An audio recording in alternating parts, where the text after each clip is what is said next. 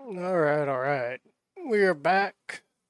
We're gonna be in Back for Blood again. I was trying to do something different. I was thinking we were gonna start up Eve online for the first time ever. However, something is wrong with their launcher, and I cannot get it to actually allow me to play. So yeah, I don't know if Eve is actually still going. I don't think it has been ended, but you never know. So yeah, we're just gonna jump back into Back for Blood. We are going to have to go and take care of the puppies after an hour. So yeah, we're probably not going to get into a whole lot. Most of the time, maps can go anywhere from a couple hours to like half the day if you go into enough hives. So yeah, here we are. We're on the deck screen. And I forgot to do that. Um, so I have been toying around with builds and adjusting them here and there. And as you can see, we actually have a couple of new ones. I have a temporary health build that was told to me to be very powerful. So far in my testing, it's not as overpowered as somebody was suggesting. And then I threw together a Carly Copper use speed deck. Um, Use speed is just one of those things that's kind of handy in a good chunk of maps, especially when it comes to opening up crates. As far as the copper, the main reason for this is I have been noticing a lot of groups uh, tend to focus on the ability to buy upgrades, which is very important. However, they don't tend to run any copper cards, so they are very weak. That comes from the fact that a lot of people are playing decks that are move speed heavy and don't focus on damage or weapon types or anything. I was actually playing with a guy the other day that was running around with a sniper rifle and some kind of pistol on Holly. Holly is a melee character. I don't know why anybody would be doing that. But he was swapping around weapons.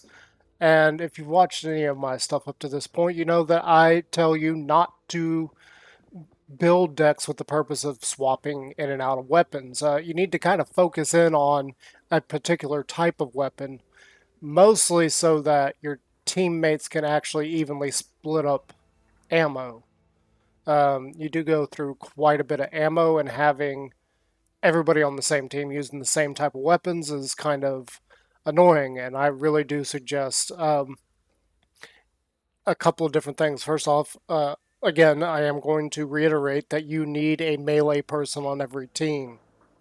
Again, this is mostly for ammo consumption and dealing with mass quantities of ridden coming at you so that you can hunker down in specific spots and just have the melee go to town. Um, and then the other type, either you need to have somebody running ammo stash so that they can just use their secondary weapon primarily and not eat up ammo, or you need somebody running a bow build. Running Tala in a group is one of those things that I personally think is kind of a mix of a must and nice to have. The reason for this is because of her one warp chest and whistle in each map. So the warp chest is nice; it'll give you some extra loot. Uh, Again, please open these with toolkits. Do not open them without a toolkit. This is a pet peeve of mine, is getting on my nerves. Um, the whistle on the map is always helpful, and at least one person should be running around with the whistle at all times. I would suggest that that typically be the melee person, though.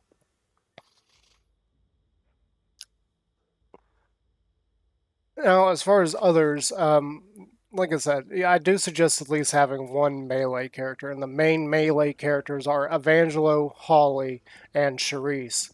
Hang can be a melee, and because of Tala's ability, she can be a melee. However, they're both of these characters don't really lend themselves that well to melee. It's mostly Charisse, Holly, and Evangelo that really do, with their abilities and extra stats. They really do lend themselves to melee. So yeah, as far as melee, you need to have at least one of those three characters. Healers. Okay, Doc is pretty much the only healer you should run. Mom can be a healer if set up correctly. The main difference here is your healing efficiency. Doc actually comes with it. Mom does not. Mom does come with a high revive speed. So she can be played as a healer. Uh, Hang can be played as an interesting type of healer, allowing more food spawns on the map so that your team can actually heal themselves up simply by eating. Prophet Dan, I have seen somebody run as a healer. I don't really see him as necessary.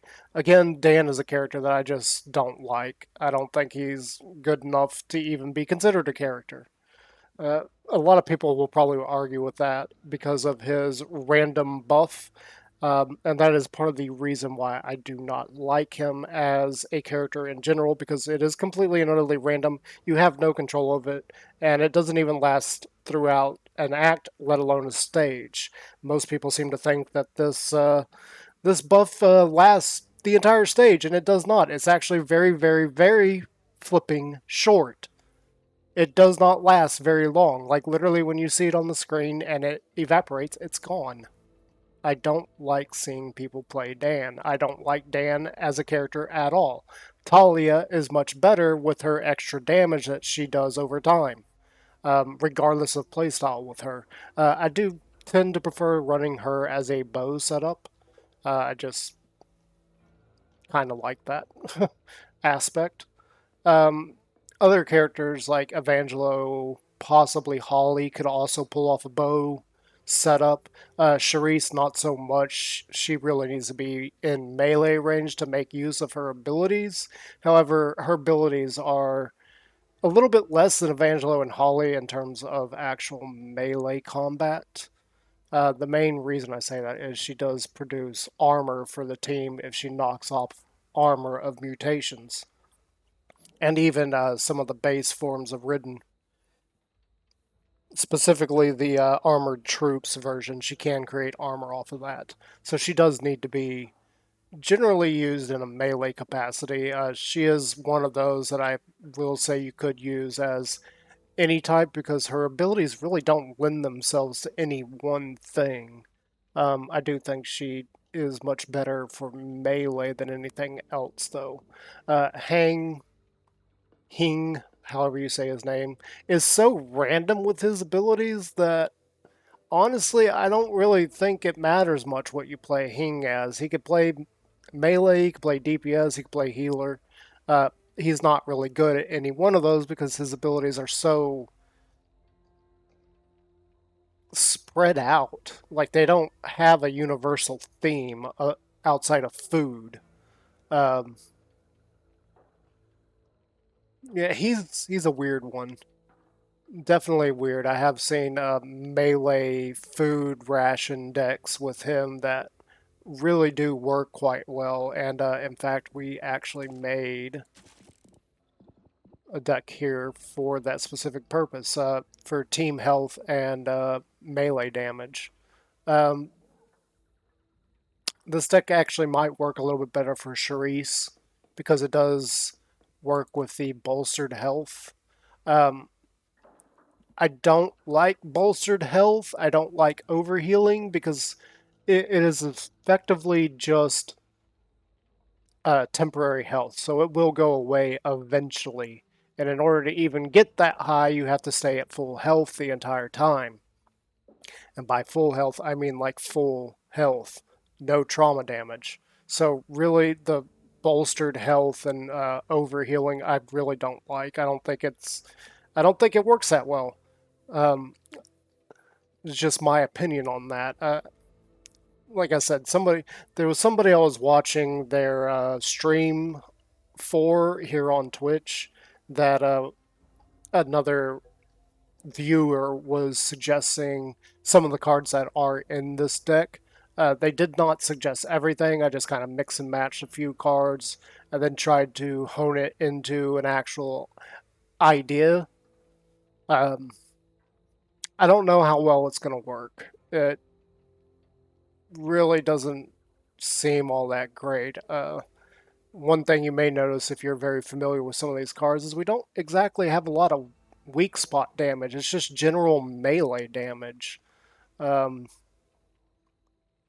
so I don't know how that's going to work. We do have more food scavenge in this, and along with Wasteland Shift. We are not running Combat Knife. I think Combat Knife is a waste of a card. It would be really useful with Wasteland Shift, though. I just don't see at the moment anything of this being something that we can remove. I did test this out in a little bit on my own some time ago, and then tried to mix in some cards where I was seeing possible problems with it, and really it honestly comes down to RNG on the corruption cards, because one of the biggest problems I've seen with melee is acid damage. Acid damage will absolutely destroy a melee player. There is no doubt in my mind about that. As many times as I tweaked my own melee decks and followed other melee decks and dealt with blighted ridden or reekers, the acid just destroys you. You can't survive the acid no matter what. There's no way around that. Even with that, there is literally two cards for acid resistance. One of which I don't even really care about because I don't use bait jars. Yeah, and that's this one. So this one, it gives you 35% acid resistance. Your bait jars do direct damage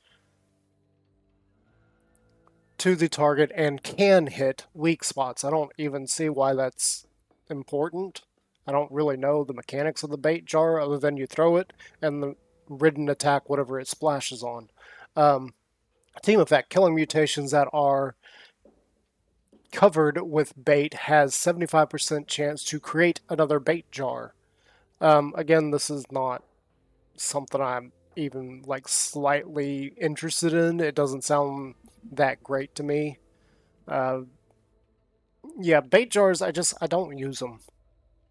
Like 90% of the time, I really don't see a reason to use a bait jar. I will admit it would probably work very well on an ogre. However, this is a situational thing. Ogres do not spawn every single level. And in fact, if you get the boss card, it's not always going to be the ogre.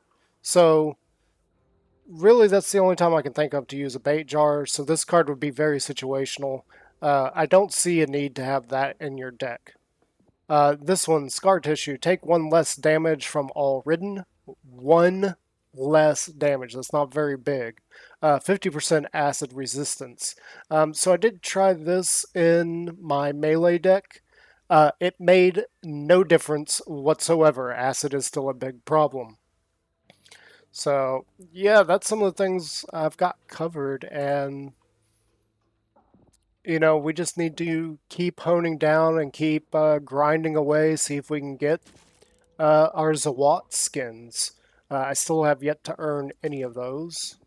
In fact, one thing I hadn't even thought of is coming here and checking this. We still have not unlocked everything here.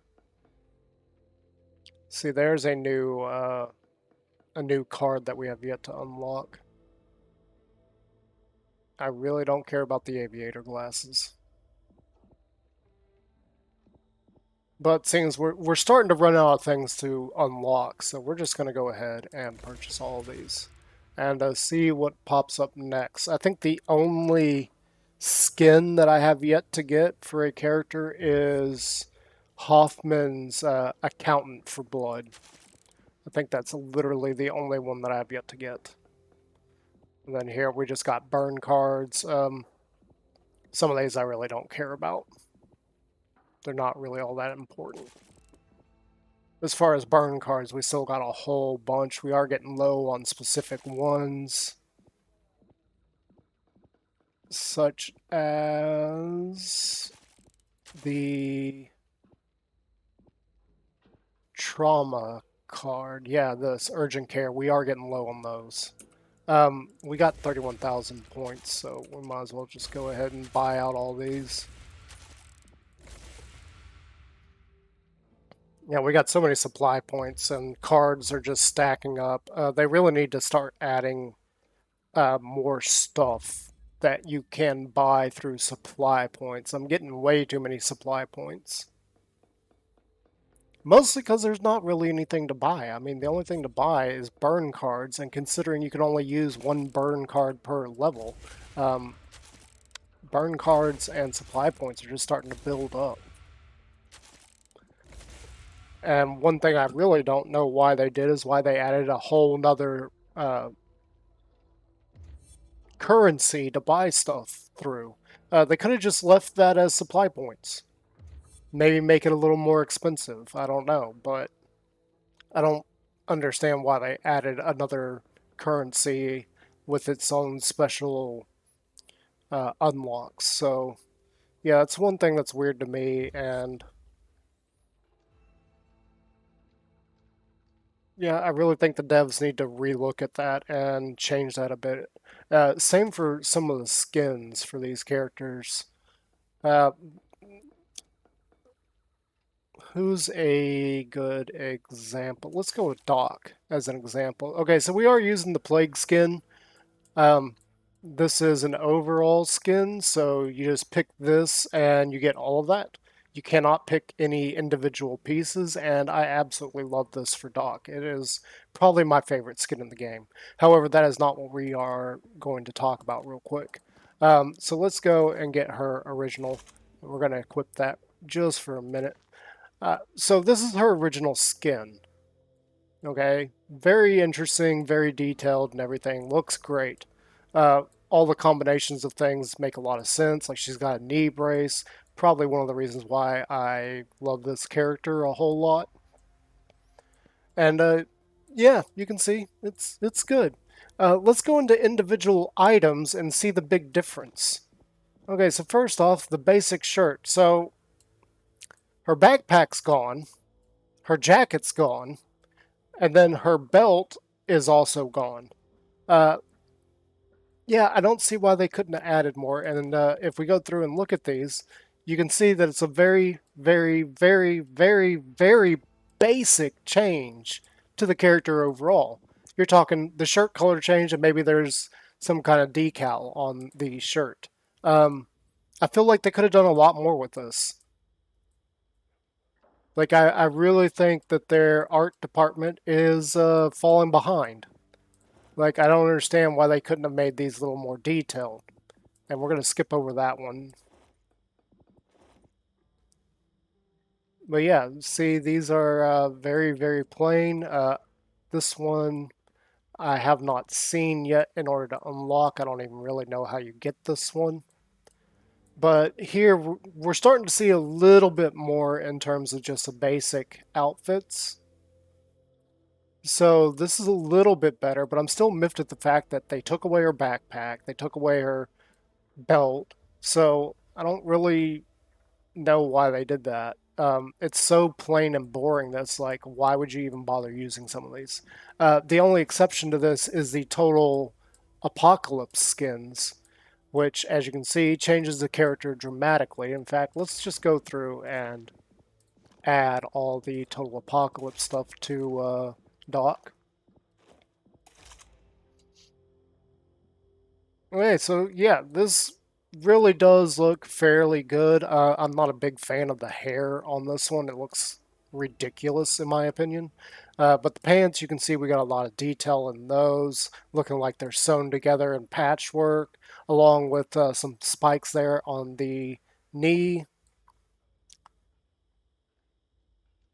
I can't think of what that's called. And then, you know, we got a little bit of different colors, like the really dark browns in the boots and everything, and the blacks there. These are really good, and these can be mixed and matched with the others. However, like I was saying, because of the way they did some of the base skins, like, why would you even mix these together? Like, it just seems so random and out of place that it's like, what? I really wish they would do something about that and change up some of these skins and add more to them. Um, as far as the outfit sets, same kind of deal. I wish we could actually take and pick some of these pieces and apply them to others. I do think this would look really, really good if it also had the Total Apocalypse pants. But that's just me, and because I can't mix them, I can't really visualize and say that yes, this would look better. Um, but even then, some of the predefined skins aren't even all that great, with a few exceptions. I was going to say the clinical killer is just the same base outfit, only different colors, and this is one of the first and probably the only alternate color one that I actually have. I don't think I've played any of the other characters enough to unlock those yet. We're getting close on a few of them, I believe. I believe Walker's getting close. Evangelo may be getting close, and Holly's getting close. I know Mom's far away because I barely play her. Um, Tala should be getting close. I'm not sure. Anyway, all these are just alternate colors of the base skin. Um, as for Doc, like most of her skins, I actually really like. There are a few that I'm just kind of like meh, such as Evangelo's skin. I'm not a big fan of. Walker's are kind of hit and miss. I absolutely love his Mop 4 look. I don't know why, but this is my favorite look for Walker. This is amazing. I absolutely love this one. It kind of reminds me of my time in the military. But some of his others, License to Grill, this just looks absolutely ridiculous. Like, why would you be running around in this in a post-apocalyptic world? Pre-collapse, we can see that his backstory is that he was in the army. I'm not a big fan of this one. I think it's a little too plain. I wish they'd put a little bit more on him. But yeah, that is his pre-apocalypse. His steam cleaners. Um, this one, not my favorite of the steam cleaner ones. However, it is pretty much up there. It's not on the bottom like a few others are. And then his Trial of Blood is just the alternate color of his base one. Again, I'm not really a big fan of this. His base one, yeah, it just really just changes slightly. Like his shirt is blue here. I believe his hat color changes. Yes, his hat color does change. And he goes from wearing like jeans to wearing camo pants, like military pants. I wouldn't call them military pants, but the whole camo thing usually is either connected with military or hunting. And in this case, I think they look more like military than anything. And as his pre-collapse skin is him in the army, I would assume that these are probably army pants for this character. But yeah, that's his. Evangelo is probably one of the few characters I can't stand any of his outfits. Like, too soon, this just looks ridiculous. Again, this is one of those that I don't know why you would even use running around in the world at all. His pre-collapse skin, um,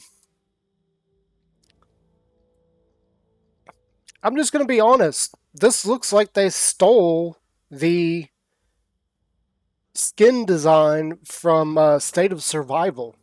There is a character that you can get in State of Survival that looks exactly like this.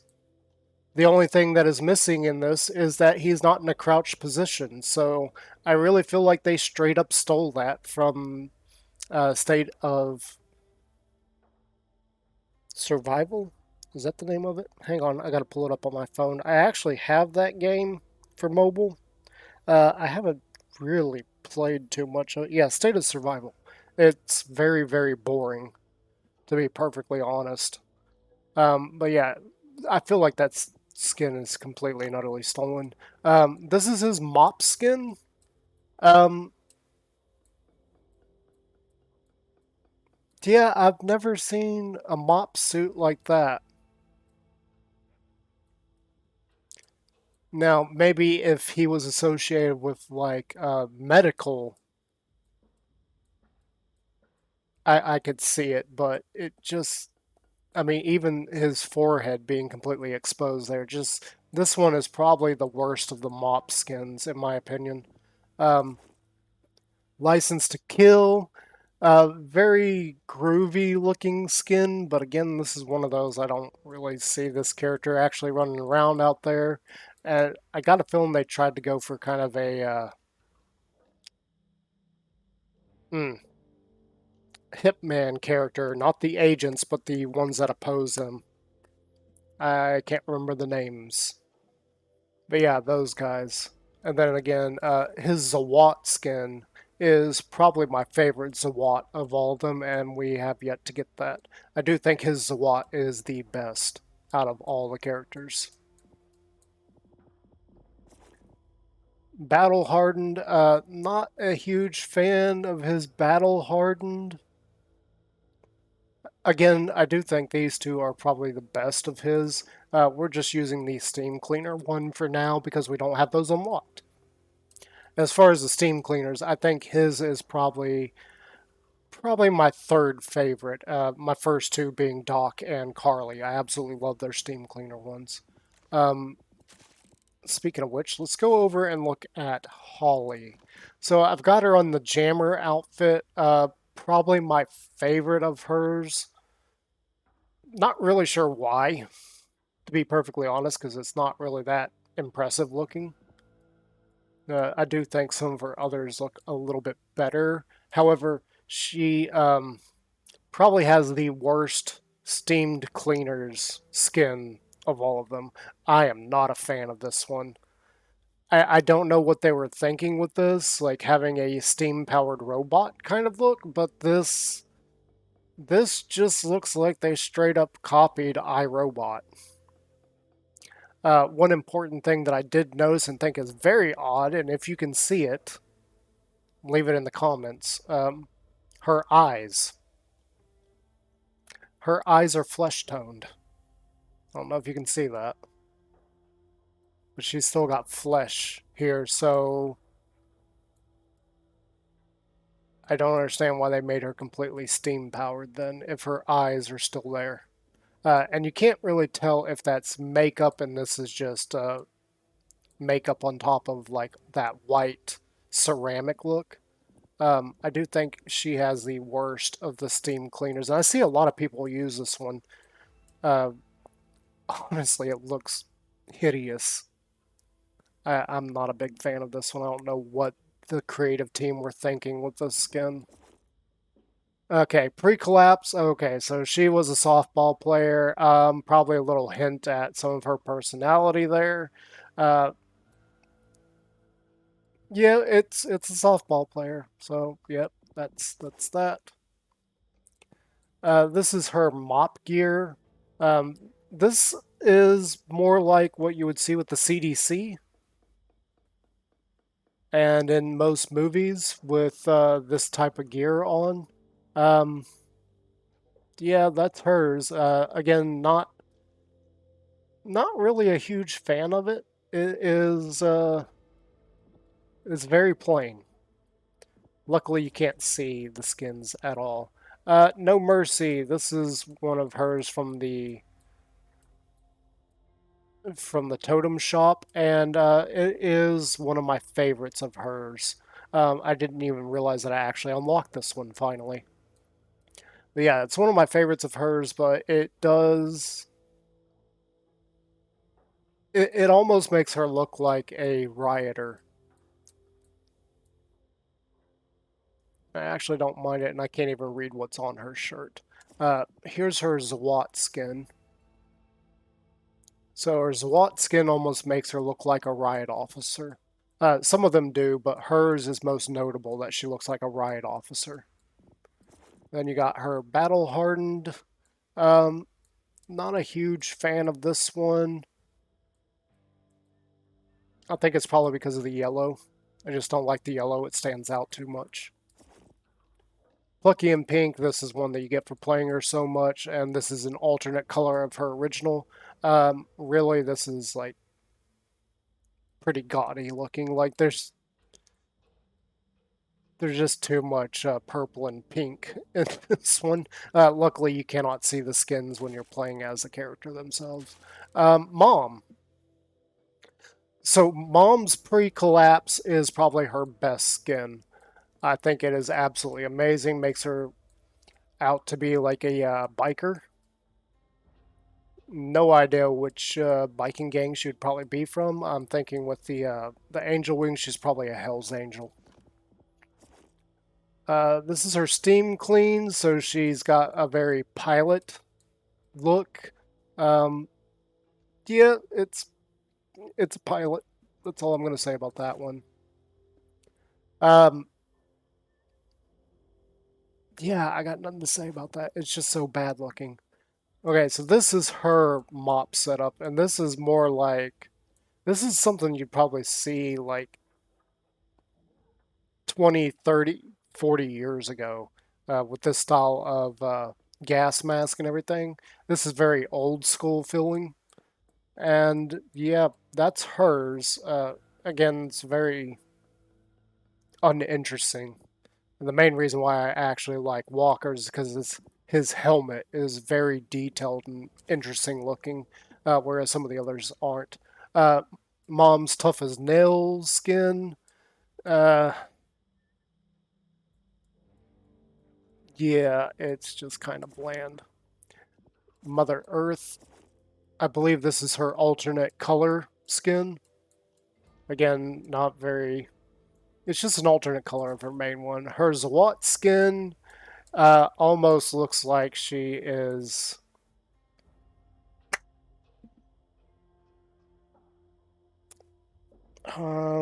Sarah Connors.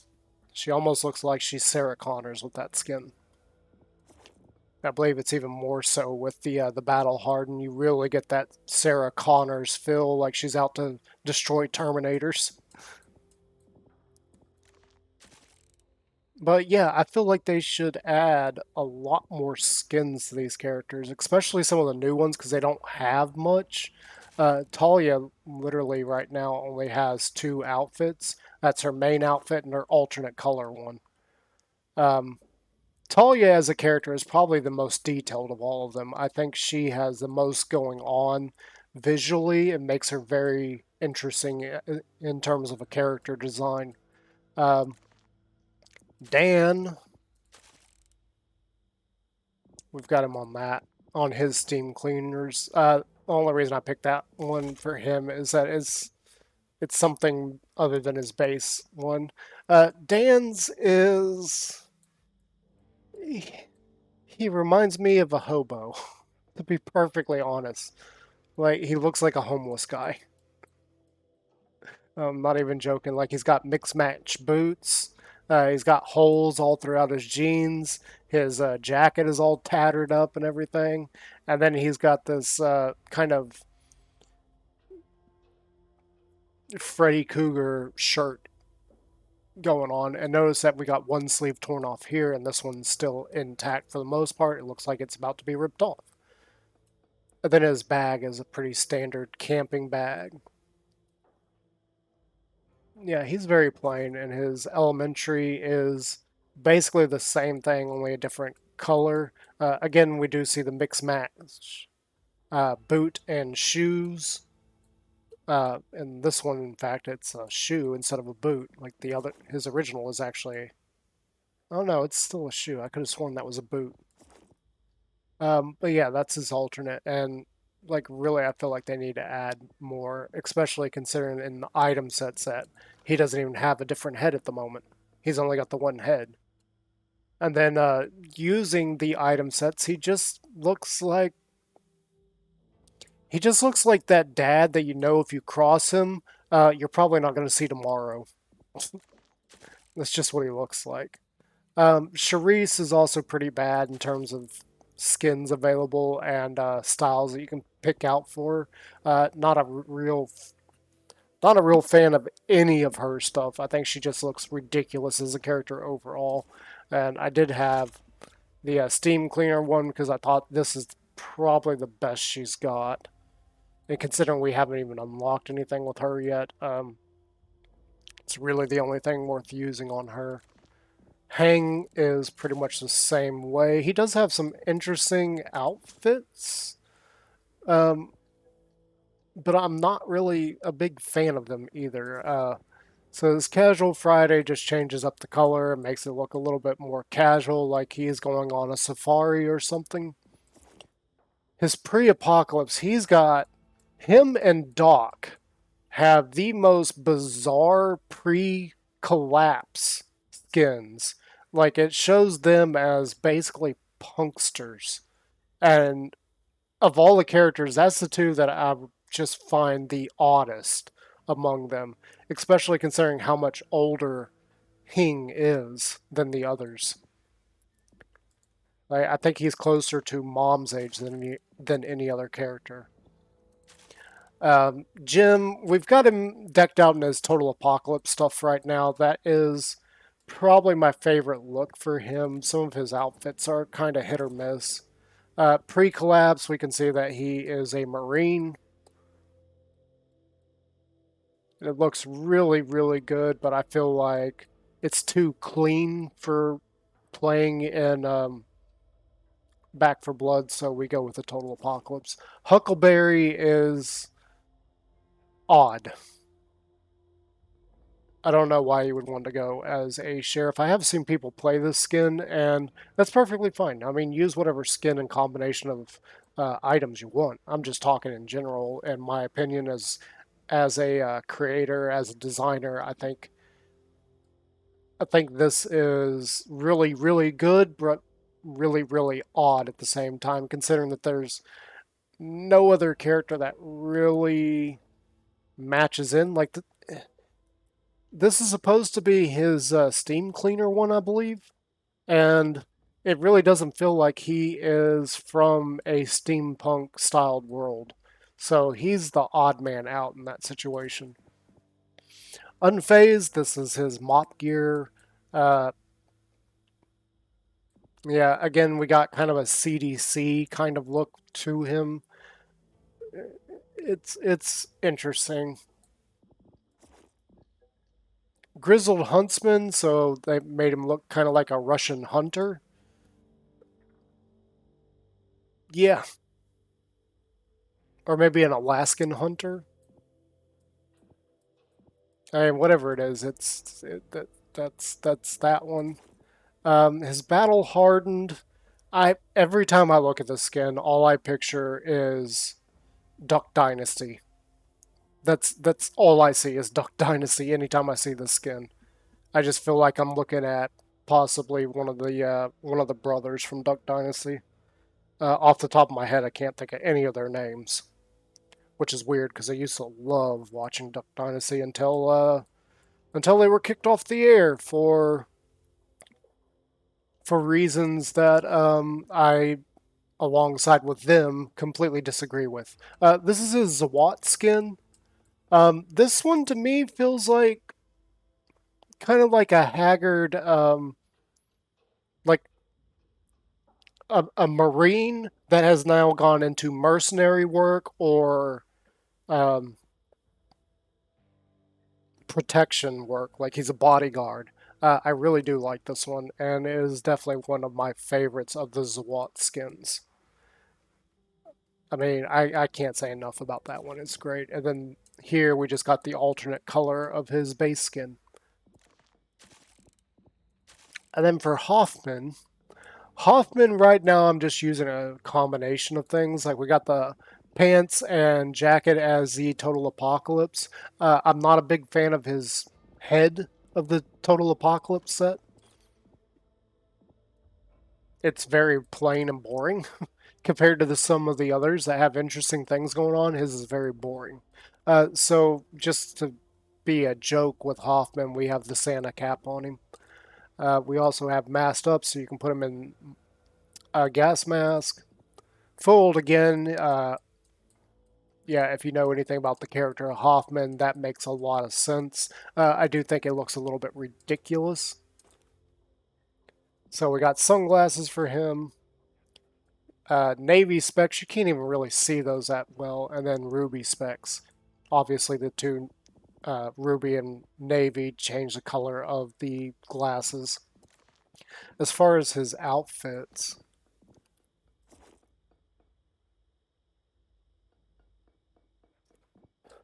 okay, so here we have his steam cleaners one.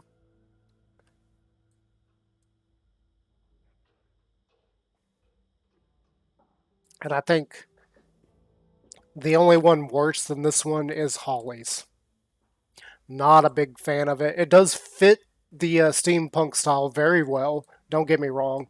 I just think overall, this could have been better. It looks a little plain and boring in spots. But again, you can't really see the skin once you have it equipped. This one, of all the funny skins, this is the most ridiculous looking one. Um, so I'm guessing he's like some kind of role player. Goes out to the fair and role plays like a guard or something. Like he is, or LARPer. Sorry, not role player. LARPer. There is a slight difference. So his is probably the most ridiculous of all of them.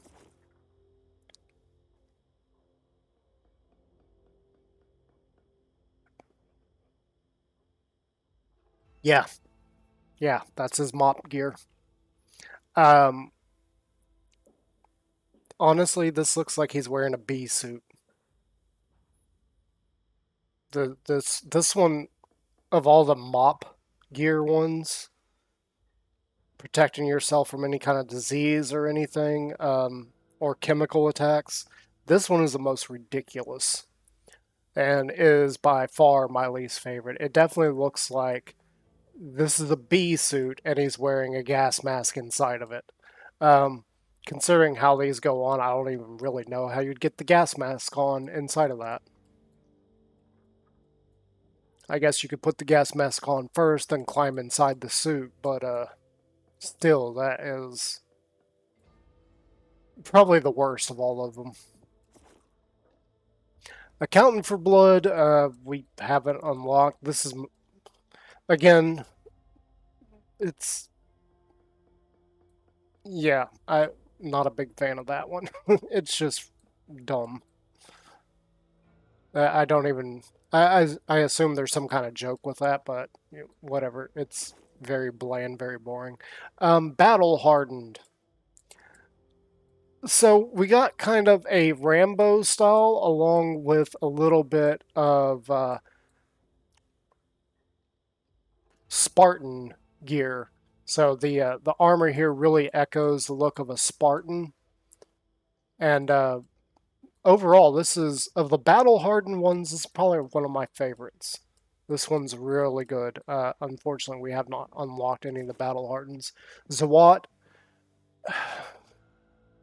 he by far has the worst Zawat skin.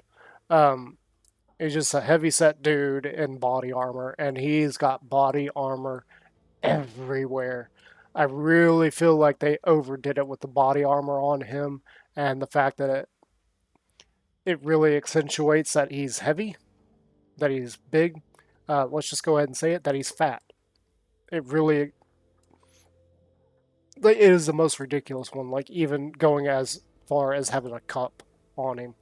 Um, yeah, that his Zawat is probably the worst. And then we've got his standard outfit in the alternate color. I will say that his alternate color one, outside of Doc, is probably one of my favorite alternate colors. Because his plain one is, not really interesting. We got a lot of green and yellow shades in there, and then a red shirt. The Prepper Blues ones, all these colors just work together a lot better than some of the others.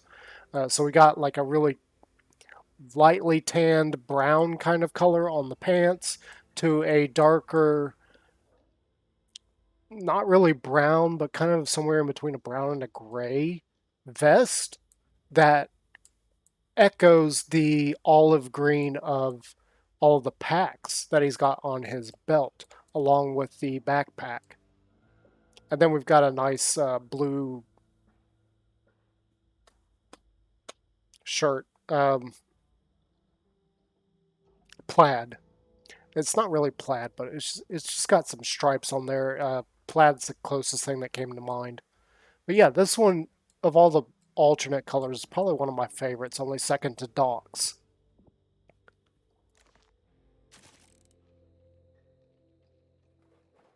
But yeah, that's all that. And really, I feel like they could really add a lot more to the overall look of the characters and really define them a lot more. The only other one we did not go over is Carly. And again, she's only second to Doc in her steam cleaners outfit. I absolutely love this. It looks amazing, and I could see her be from multiple steampunk universes. Whereas some of the others maybe fit into one or two, I could see her in a whole bunch. And the first one that really comes to mind is the Clockwork and I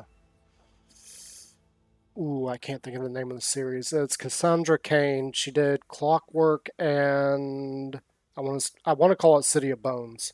Um, Whether or not those are steampunk, don't hold that to me. Clockwork definitely felt like steampunk, and as Clockwork is the precursor to the City of Bones series, I assume that one's also a steampunk styled world.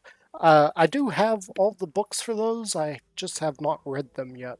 But yeah, I could see her being from that and a couple other things like I still haven't seen the movie, but Infernal Engines, and actually think about it, I think the other series is called Infernal Instruments or Eternal.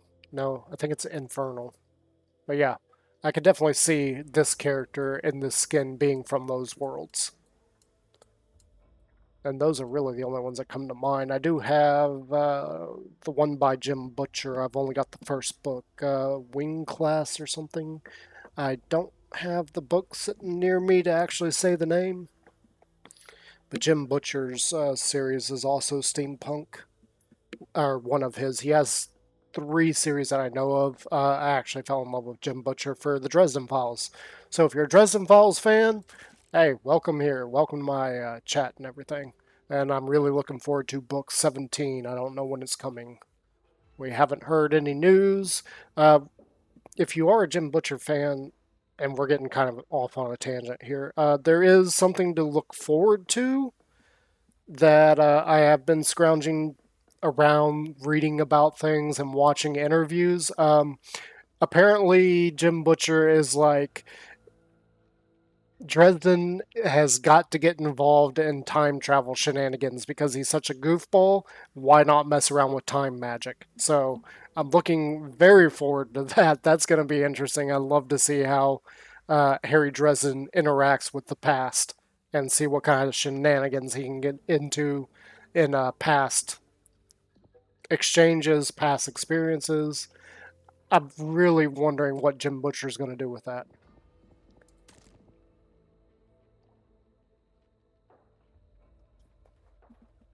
Anyway, outside of that, let's try to get into something real quick. Or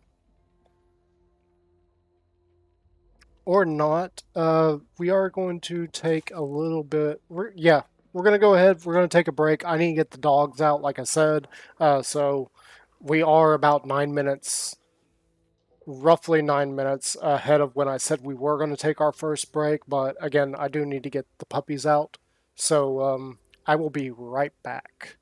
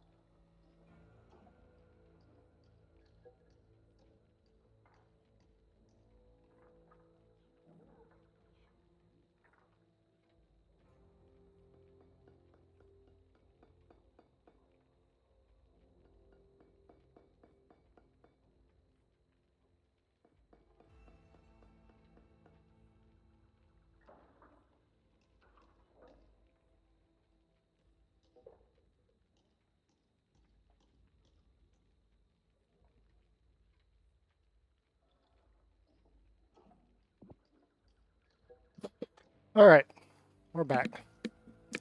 We're back. I'm sorry that took a little bit longer. I was not expecting Mighty Thor to make a mess of himself. Yeah, he went and pootied outside and he got pooty all over his fur. So it'll take a few minutes to try and clean him up. Alright, before we get into actual playing again,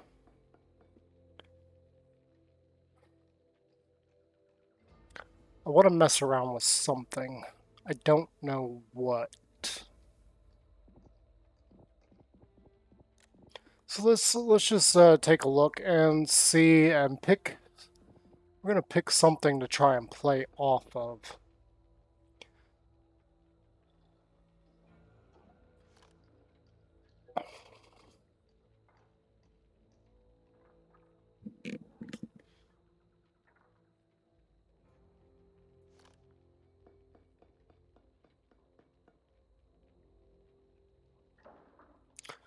I wonder.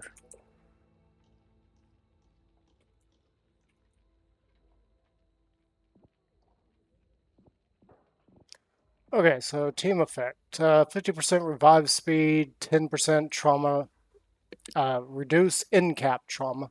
So when you get incapacitated, you get reduced amount of trauma from being incapacitated.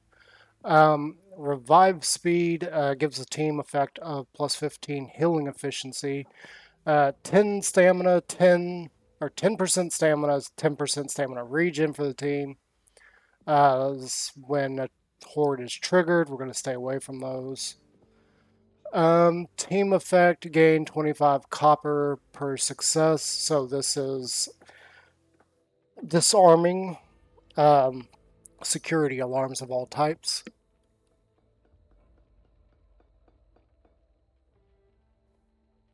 Inspiring Sacrifice and Avenge the Fallen is both incapacitated things. We're not going to worry about those. Needs of the Many, you lose 10% health and everybody gains 1 extra life. Really, I don't see that as important. Ammo for all, 10% ammo carrying capacity, and then 3.5% team damage.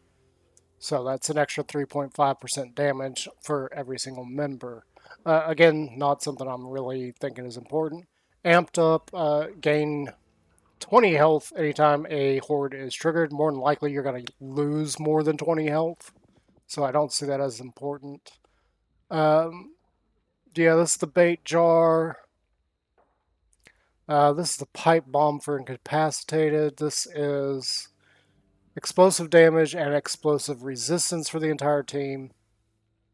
Well fed, the entire team gets 10 health. Overhealing and plus 5% team healing efficiency. Team bolstered health plus 5 team health.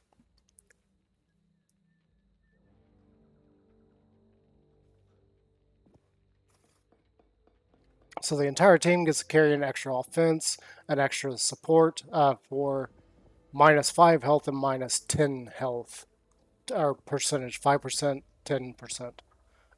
Plus 5 team stumble, plus 2 extra lives,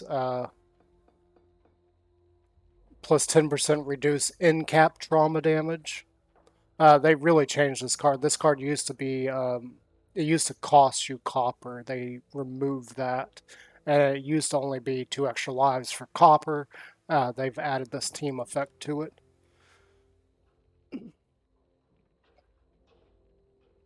Oh, they changed compound interest. I didn't notice that.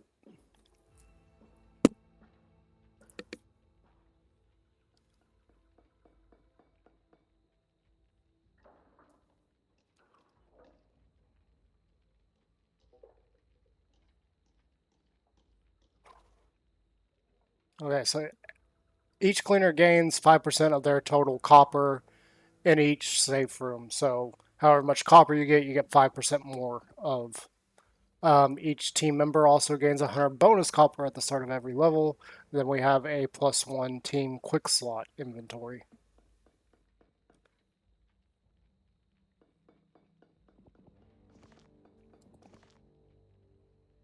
So what can we potentially do with a team effect deck. Which ones are going to be worth something and which ones are not?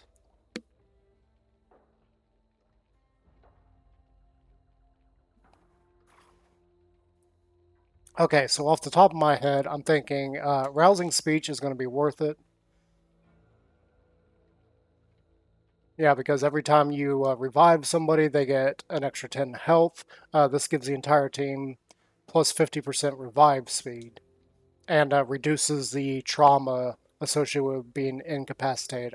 We're also going to go with mandatory PT. The entire team gets 10% stamina and 10% stamina regain. And then possibly ammo for all, 10% ammo carrying capacity, and 3.5% damage. The reason for that is mostly the damage, because I know it's way too many people trying to run the speed decks, and they aren't running any damage. Again, the speed is not as important as the damage. Most of the time, you're going to be fighting. You're not going to be running through the entire level and being able to complete it. You are, at some point, going to have to fight a horde. I don't understand why people can't get that through their head. The damage is more important than the ability to move around the map. Way more important. Um, Out with a bang, I'm thinking will be fun because anytime somebody gets incapacitated, this is automatically going to drop pipe bombs, which means they're all going to come to that person and take out a whole bunch of potential mobs. Ridden.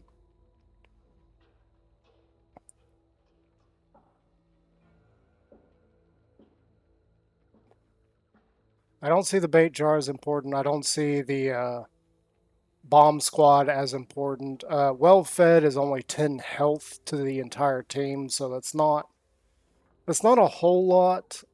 Same goes for fit as a fiddle. You get extra bolstered health and 5 team health. We aren't dealing with temporary health, so I'm not going to worry about those.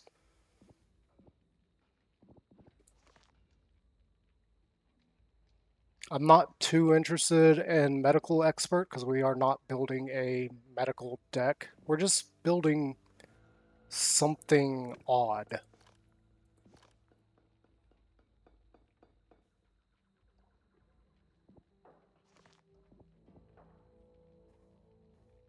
Another thing I'm thinking about doing is we are going to take all 3 of these.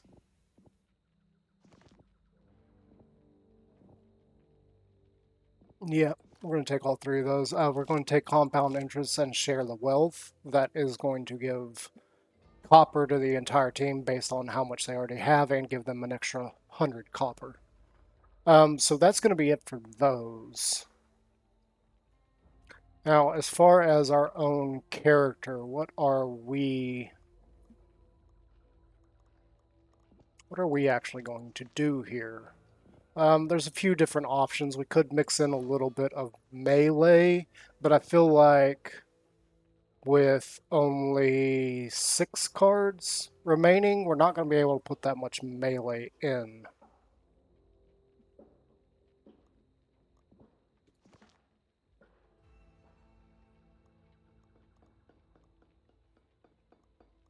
And we are already running with low life. Needs of the mini, maybe not. We're already going to be down 25% of our health with just these 3 alone. Um, we're just going to have some fun with this.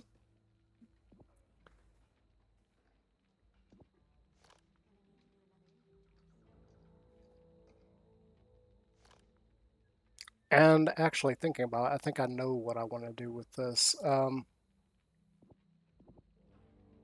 that means 3 cards. We can only have 3 others.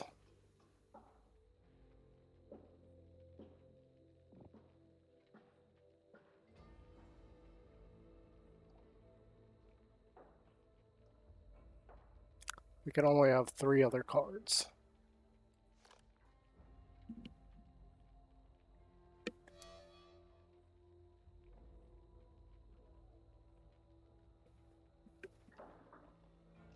So 6 cards to build a deck based on something. What is that something going to be? I do feel like we definitely need that. That's going to give us a little bit of health based on how much we are already losing. And it's also going to give us some move speed, some extra stamina, and some stamina regen. So that is going to be nice. I am thinking we could have a truly glass cannon here. I'm also thinking we could mix in bow cards.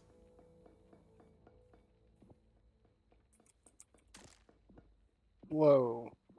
I don't know why I did that. There is only one pistol card, period.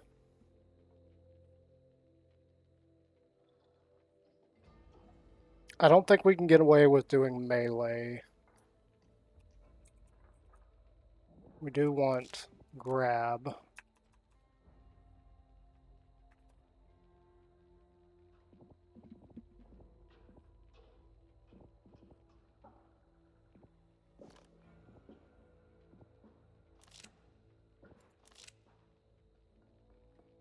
Down in front is good for friendly fire. It does mean we have to be crouched. That does also give us 10 extra health.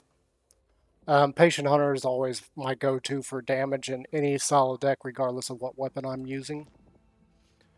And we could even combine that with something else.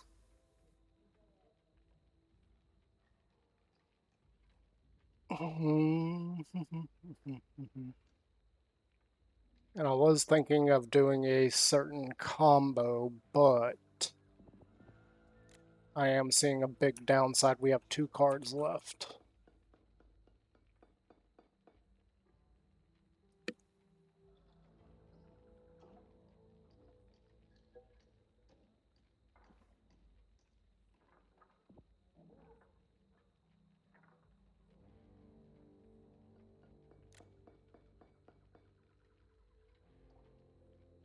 I feel like we need to have some scavenger in here. And off the top of my head, the 2 scavengers I'm thinking of is weapon and ammo,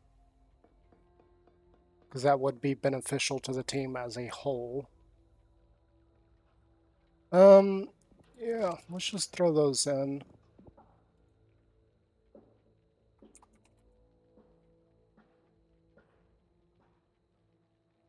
We're just going to call it team. I don't think there's any particular character that this would actually be worthwhile on. I really don't think there is one.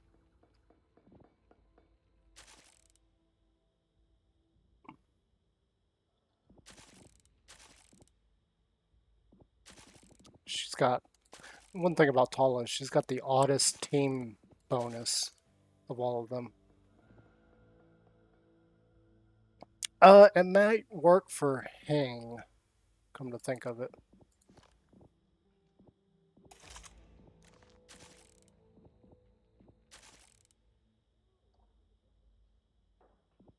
We aren't worried about giving everybody a extra. Yeah, it may work for Jim, because he gets an extra 10% of weak spot damage to the entire team. I don't know. We'll see. We're just throwing together something fun. Mess around with. Let's go ahead and get into a game. And see where that takes us.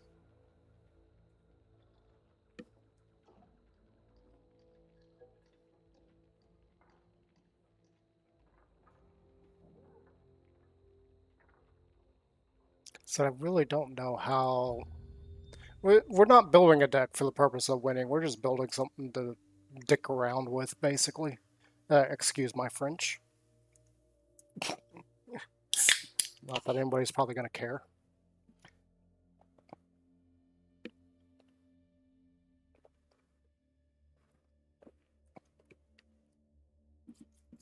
You know, one thing that could help out everything right now is if I got a couple of sponsorships. I would much prefer some food sponsorships, and two particular things come to mind. First and foremost is Papa John's. I would love to be sponsored by Papa John's. I absolutely love Papa John's. It is my favorite pizza, and as I have pretty much traveled the world,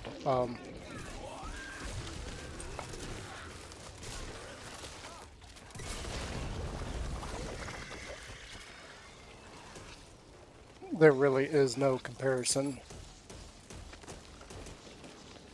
I do not want this shotgun.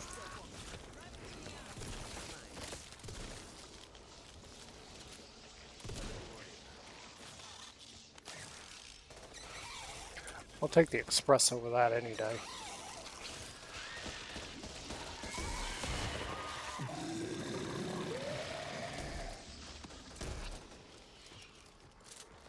Okay, so we are Hoffman at the moment.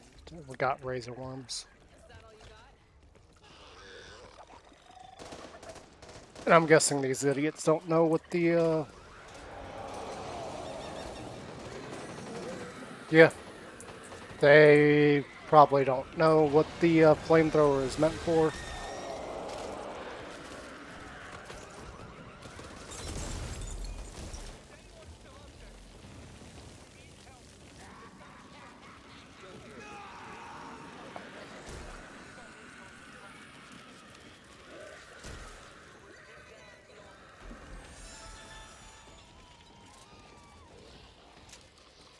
Yeah, these guys don't know what they're doing. That's fine by me. We're here to just mess around with something anyway. Give me that.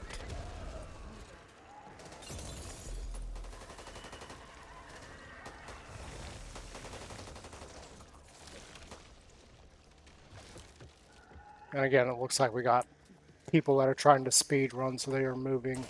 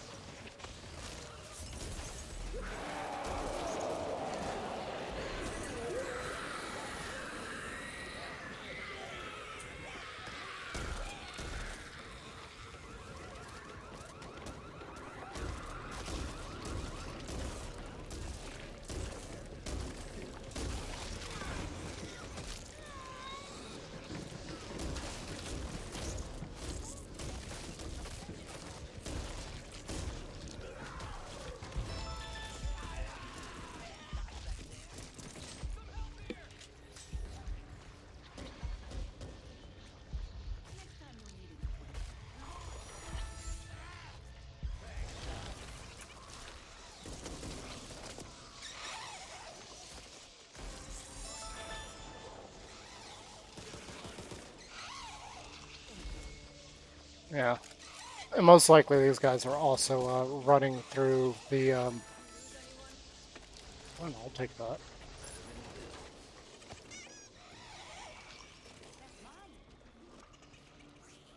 I don't want the damn shotgun. I'm not a big fan of this thing either. This is... yeah, we'll take the M16.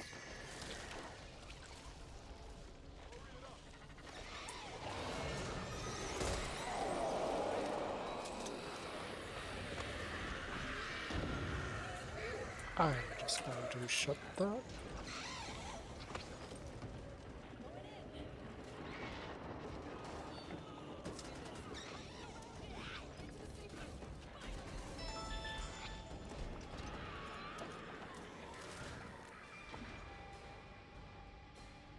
Yeah, these guys are definitely idiots.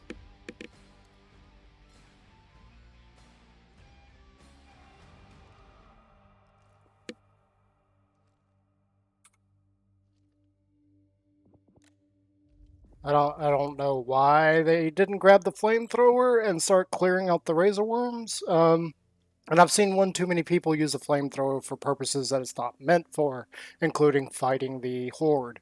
It can be used. This game has a whole lot of you can do this, but really you shouldn't. In a lot of cases, it's like using characters in ways that they are not meant for, or if they are meant for a specific type of play, um, that's how you should play them. You shouldn't play them however you feel like. You can do that, but that's just going to cause you trouble. This game is more akin to an RPG where you're picking a character to fill out a specific role, not you can play this game however you want kind of thing, even though you can play it however you want. There is a lot of caveats with this game. So, looking at our team lineup, yeah, let's just go ahead and dick around with this build. Because I don't see this team getting very far at all. Now, as far as weapons, I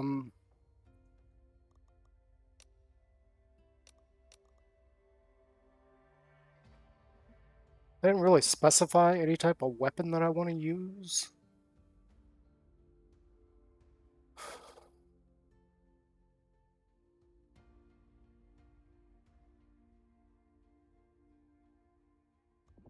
Let's just burn a shotgun card. Take. Yeah, I don't mind that. I'll take it. I don't really care for the scope on those, but we'll take it. Feel like that's going to be a must.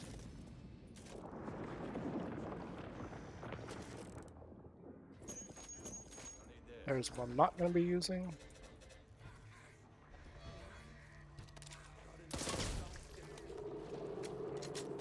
So this effectively gives me an SMG and a shotgun. I'm not a big fan of having a high zoom scope on this guy.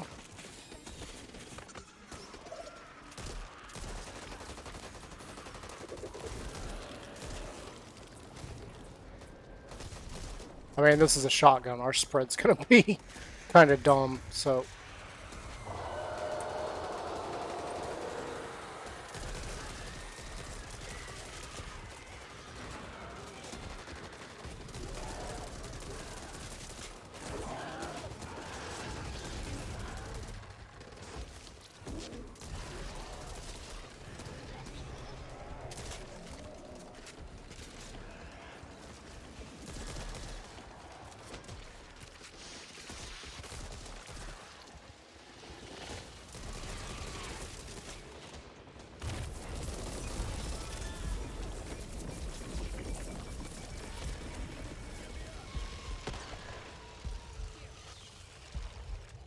Hey, thank you.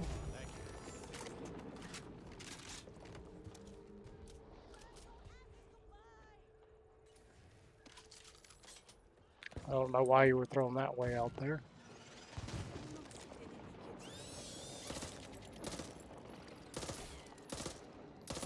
Oh, we must have armored.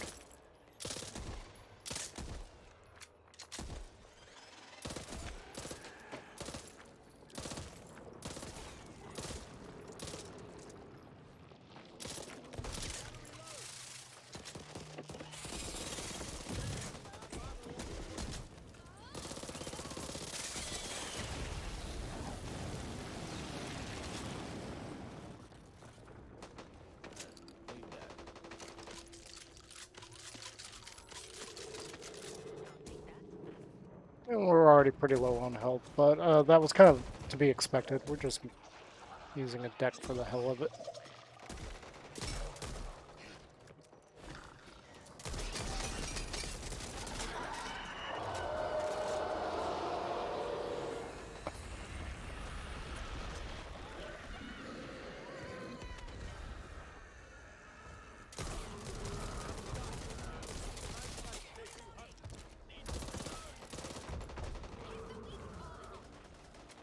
Really don't expect this team to get very far.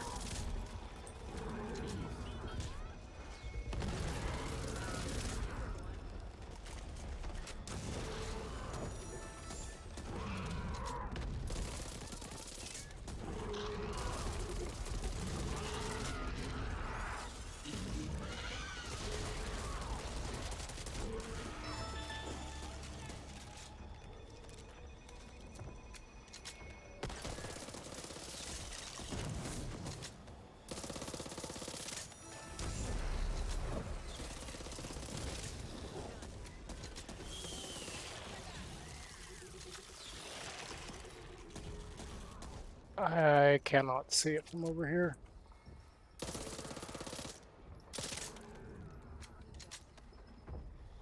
I'm surprised it hasn't kicked off another horde.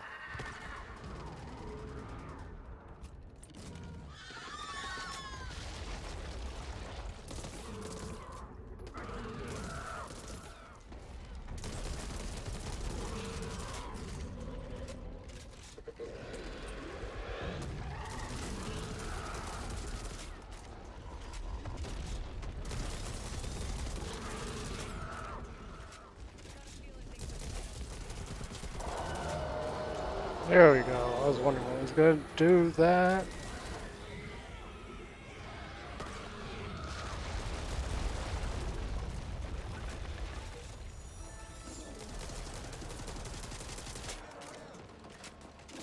I don't even know what happened to that tall boy.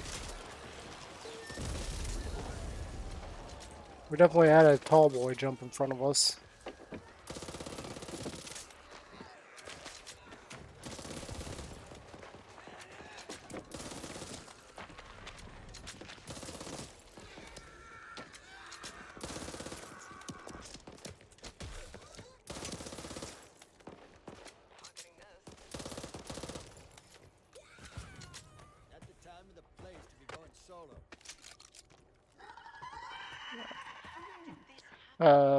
Accessories for melee kills, I believe is what that was. We really don't have much shotgun ammo at the moment. We need more.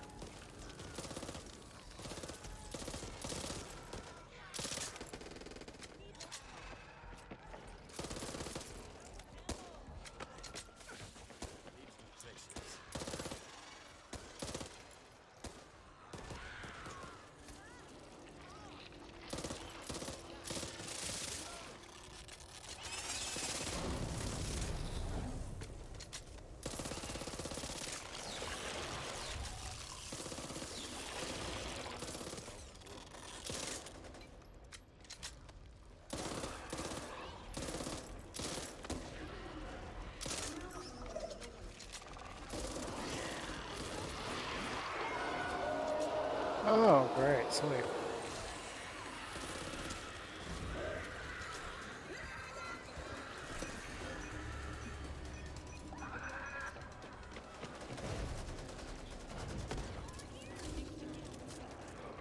So first they piss off the birds for no reason, and then they piss off a snitch for no reason. So yeah, these guys don't really have a clue what they're doing.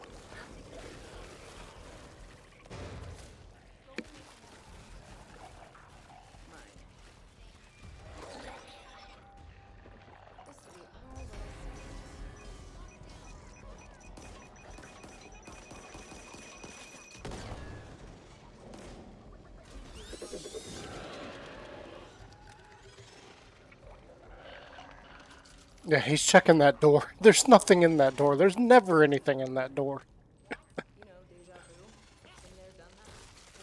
Oh, and he's got knife.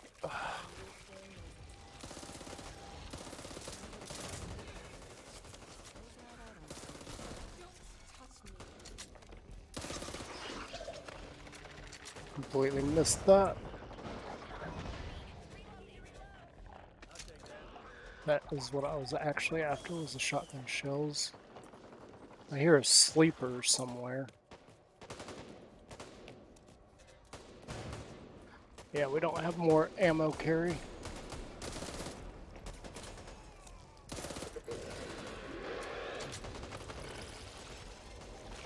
Beretta.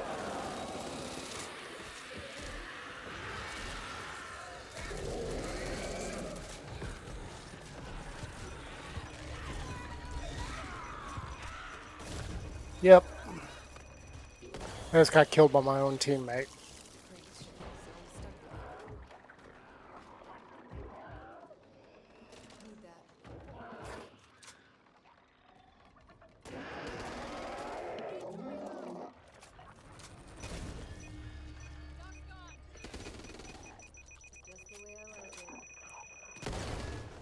Oh yeah, this is going well. The only one that's left is somebody that I assume is running a speed deck, and this is where you start seeing the problems with move speed, sprint speed, focus decks. And that is they really just can't survive anything. I know our deck puts us really low on health, but we're not playing a serious deck at the moment. We're just dicking around with something. Just experimenting, having a bit of fun. As you can see, the healer is also very, very, very low on health. They only have 40 at the moment.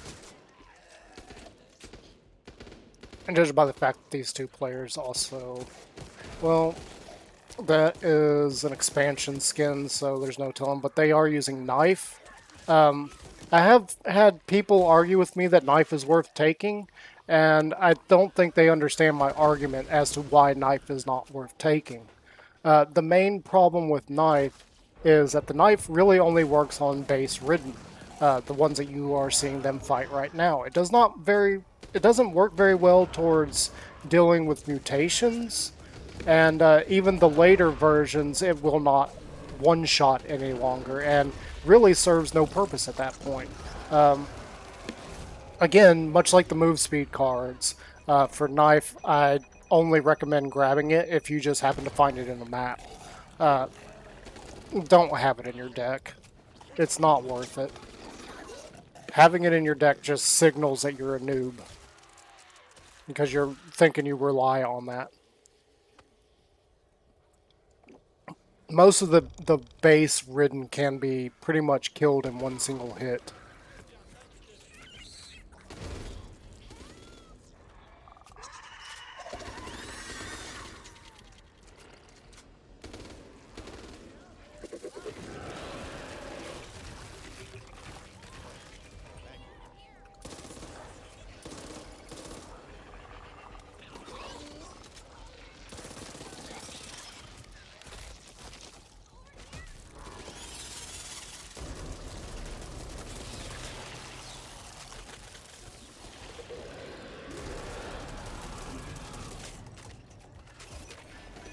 Oh, what the heck?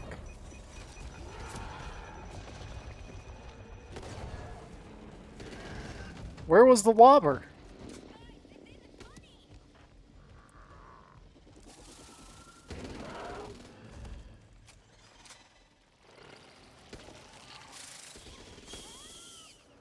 I didn't even see that.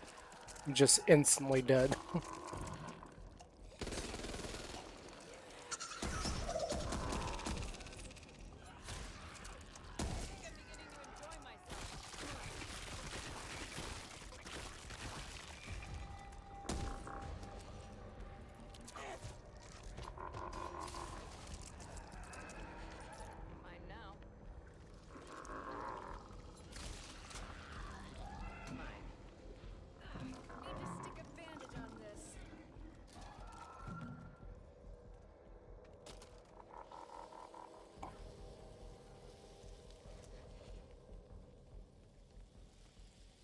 Okay, so they're also using a shotgun, so that's why.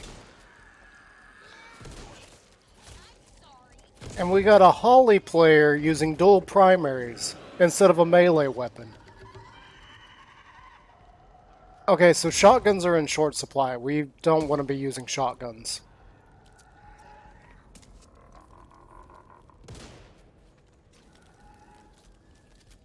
Shotgun ammo is going to become very, very, very hard to come by, and seeing as 3 people are using shotguns at the moment, it means it's going to be very little for each player to actually have access to.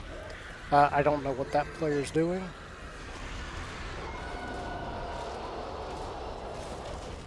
And Holly is going to die. Yep.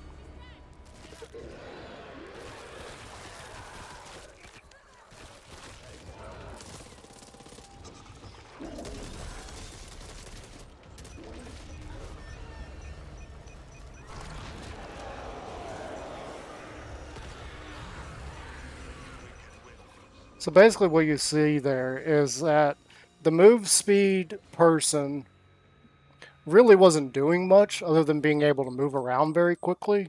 Again, with the deck that I am using, I am very low health to begin with because we do have minus 25% of our health at the start, and that's without anything else happening. But you also saw that they were drawing in extra hordes constantly. Um, Now, this is probably because I assume one of these idiots is actually using the horde cards and thinking that this makes him a BAMF. It does not. It actually just wastes the team's ammo. And seeing as we do have two people already using shotguns, I'm thinking we need to go with a sniper. Oh, yay. I hate the Barrett.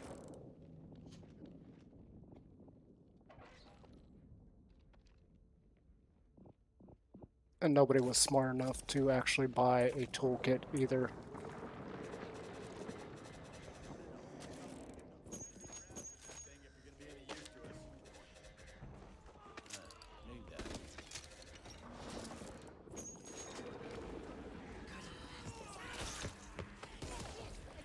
Already I'm getting shot by my own teammates.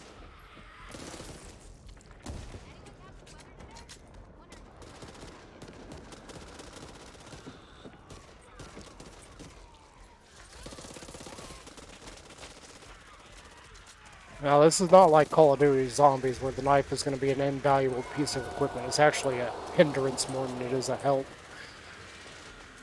And somebody's already... You know what? I'm just going to come over here.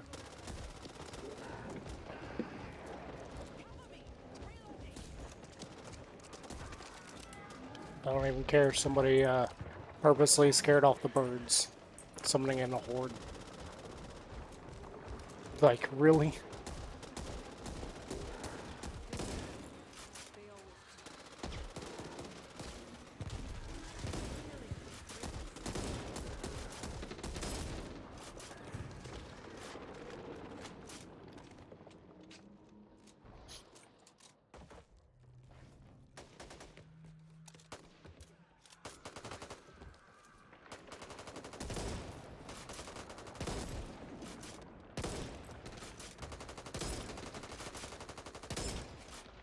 Oh, we missed.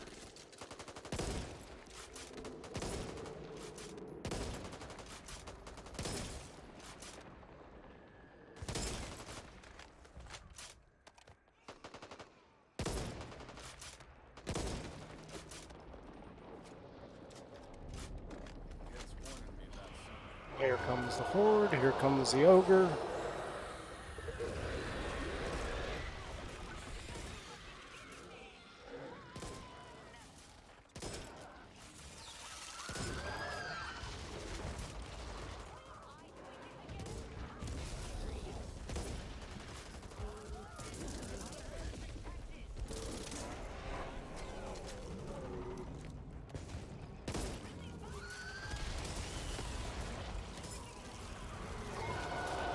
We already have two people down.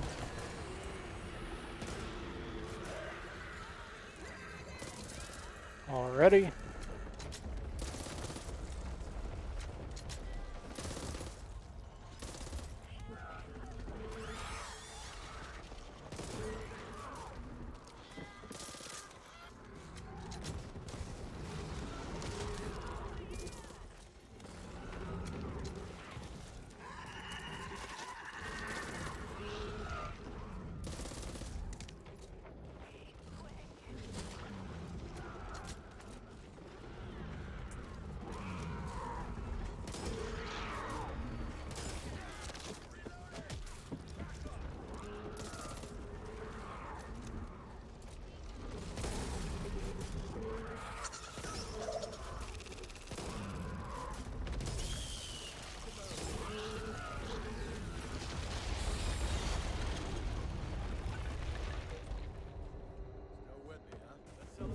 Awesome.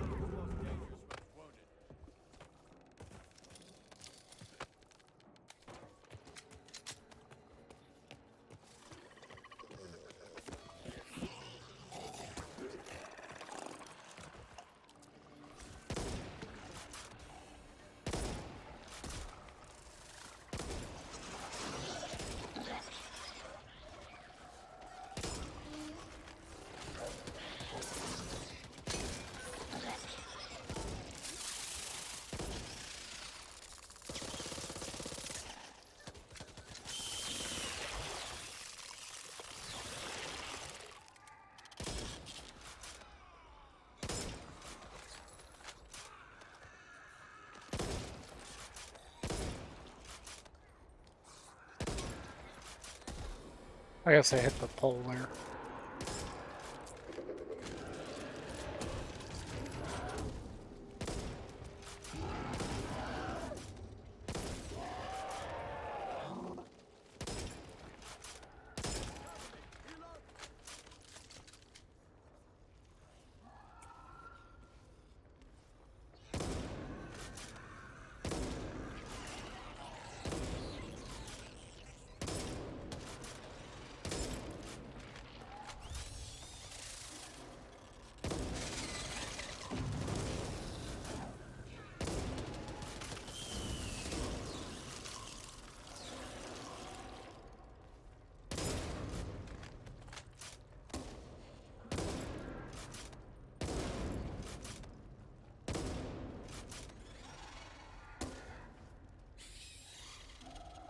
Can't quite make that out.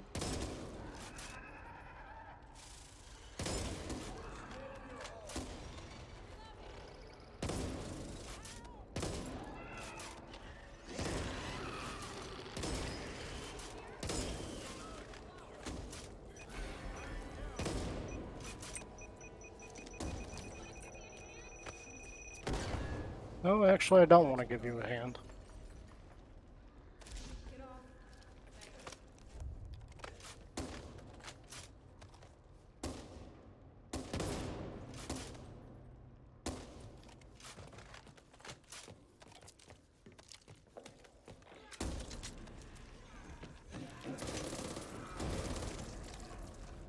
I just had my idiot teammate shoot me. Oh, that's a smoke grenade. We don't want that.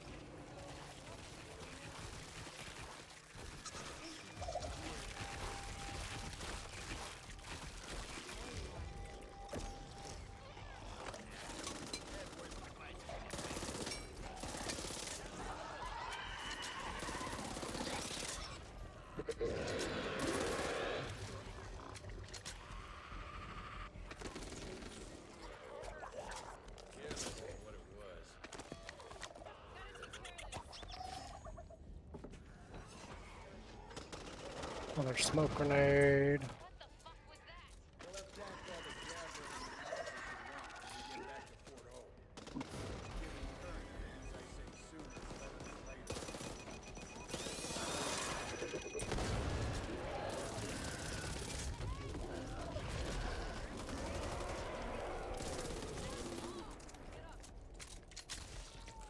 I don't think any of these guys know that there's also friendly fire.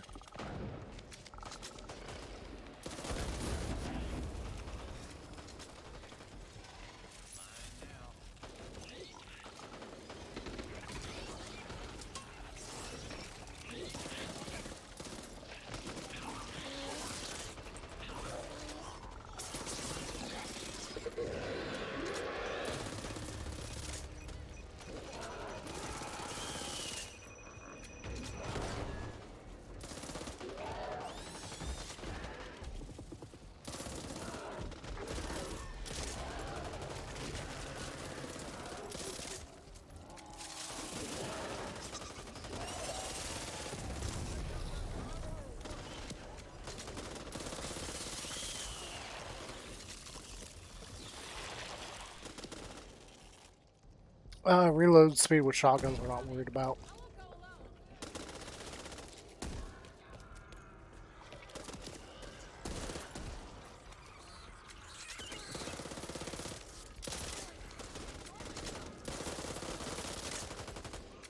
Judging by something I did notice, I don't think our Carly has realized that they have their danger sense either.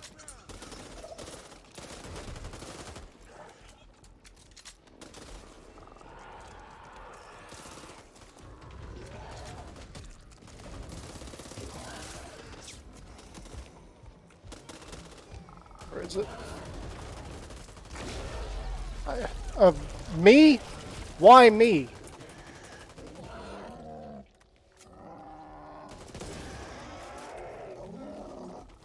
Wasn't even close enough to that.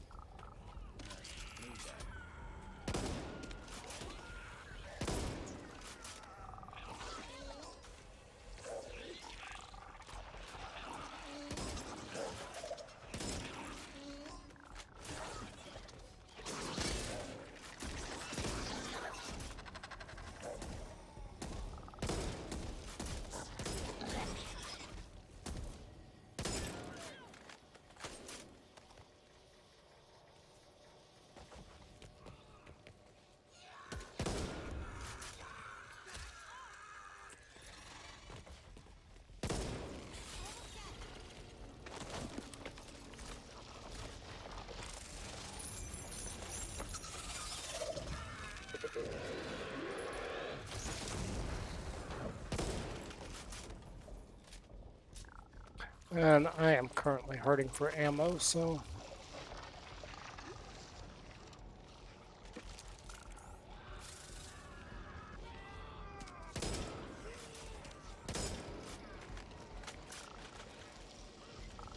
And those are apparently going after our teammate.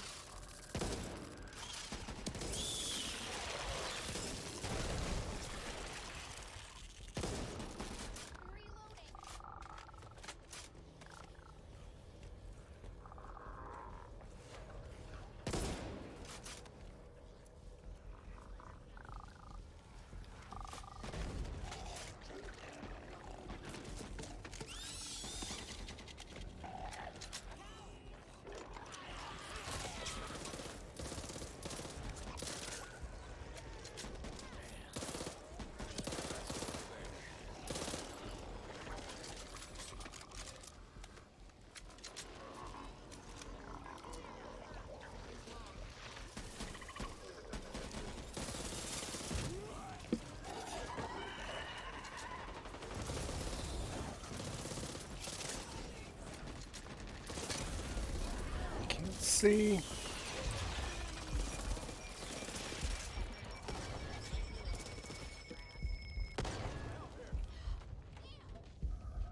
Stings. Got you, Jim.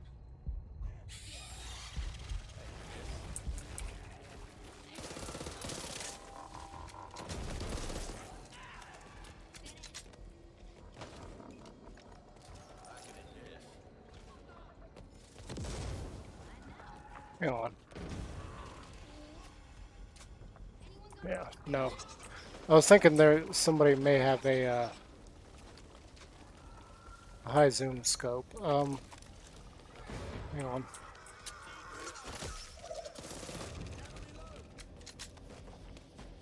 on. Somebody did take that. Never mind. So we can't switch out the scopes.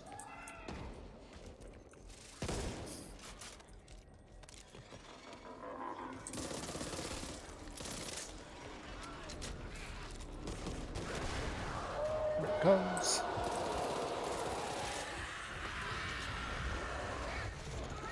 They're trying to run. Of course they are trying to run.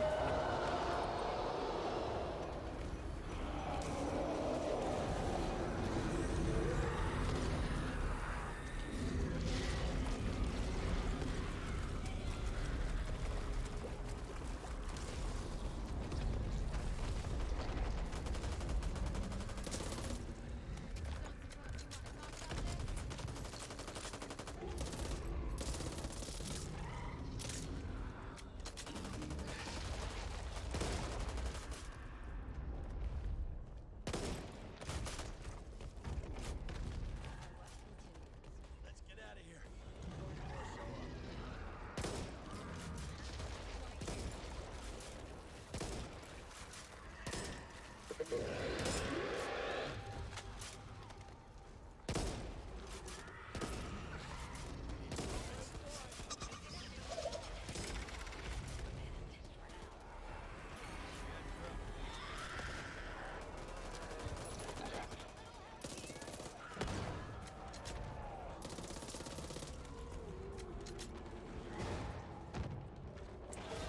1911. Oh, and somebody summoned a horde. Awesome. Oh, what we got here? Oop. Nope.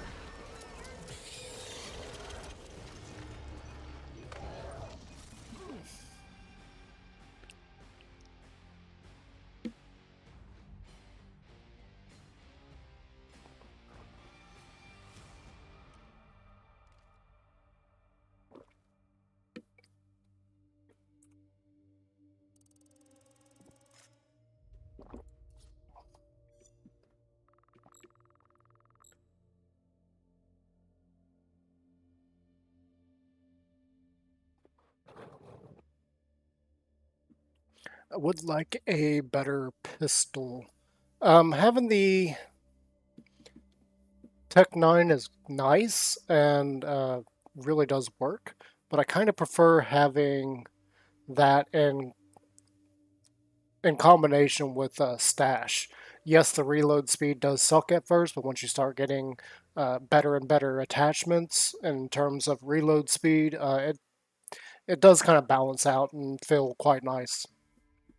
In terms of damage, it kind of sucks, especially when you've got no infinite ammo. So I really feel like we need to play a burn card for that. Oh, great, we got a boss. Festering Ridden, Ferocious, Jogging Ridden, Break Time. Awesome. Break Time really sucks. So we're just going to burn one of these, see if we can get ourselves a better pistol. I thought about burning that in terms of a sniper, but, you know, whatever. Don't really care. So we do have a new player coming in. He is choosing Walker. We still don't have a melee.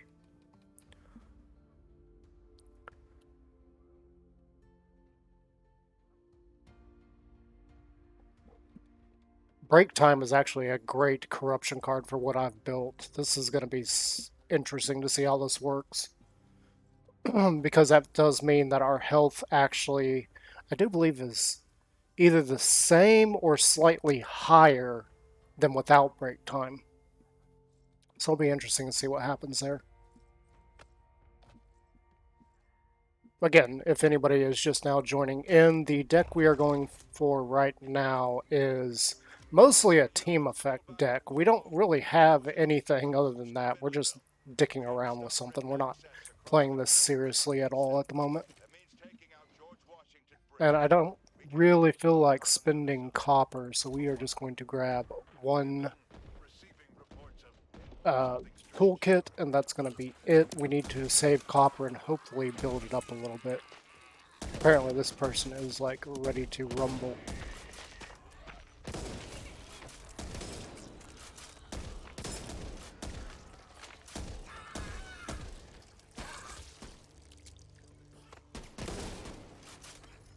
I'm kind of curious what that person's actually playing as now, because I think I just saw a hatchet come out.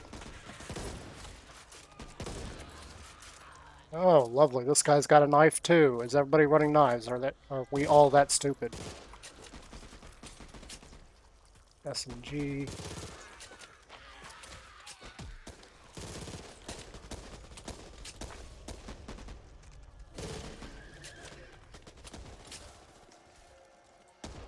Nothing here whatsoever. Oh, and somebody already summoned the horde out.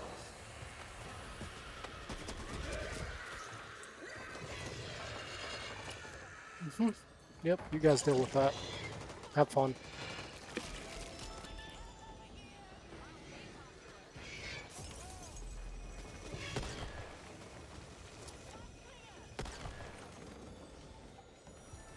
Yep.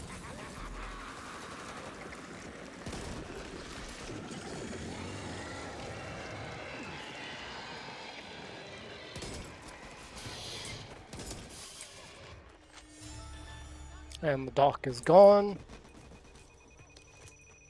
Brilliant.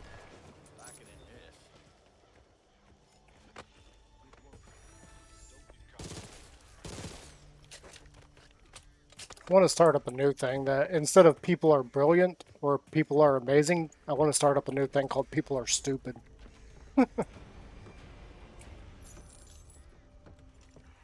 Nothing here. What's in this? I'll take that. I really don't want that on this though. I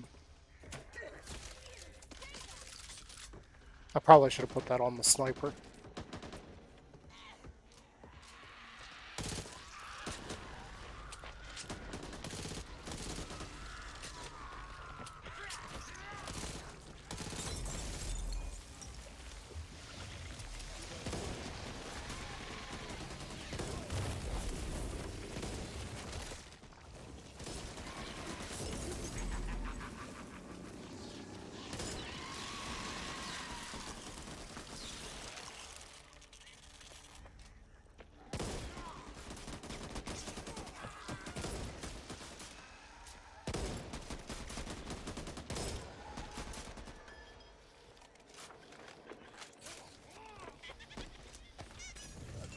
Need a pipe bomb.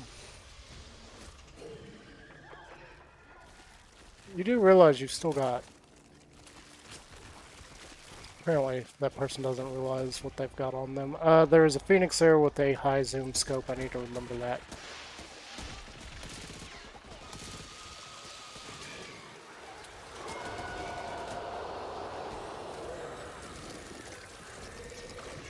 Oh yeah, so the question is, what is our boss? Oh, we already know what our boss is.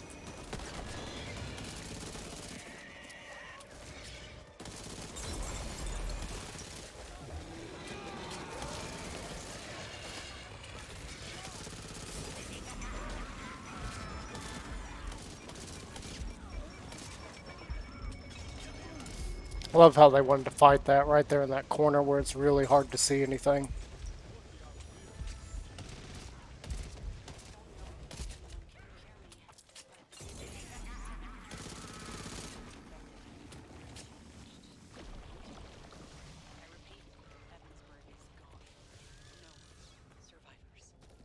Absolutely amazing. What we got? We got this, so we're gonna do this. We're gonna swap these. This is ADS speed. This is ADS speed. I believe this is also ADS speed. Yes, it is. We're not worried about that. Cards. Nothing good for us. Oh, basic card.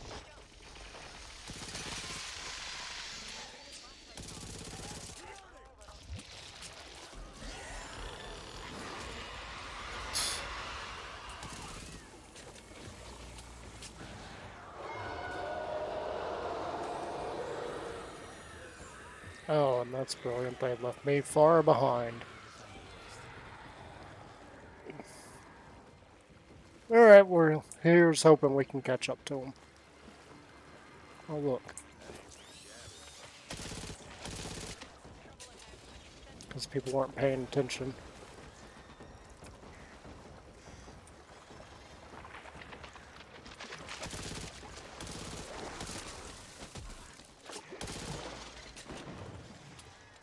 I see you up there. Didn't get me. Ranch rifle, nothing good. Somebody didn't grab that.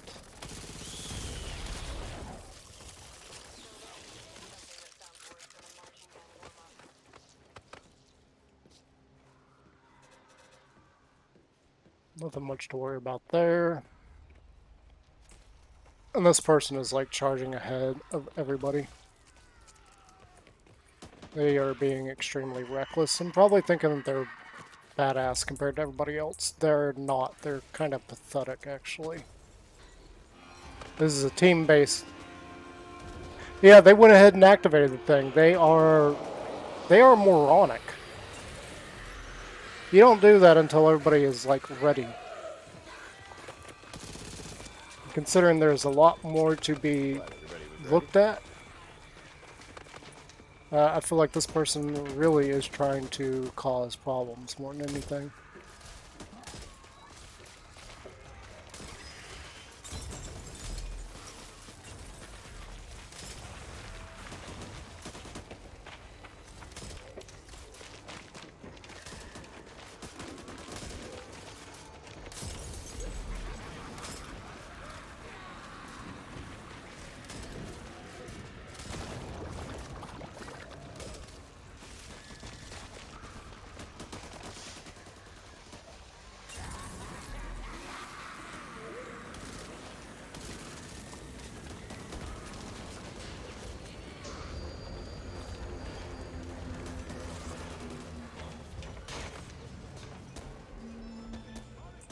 Oh no, I am leaving your ass.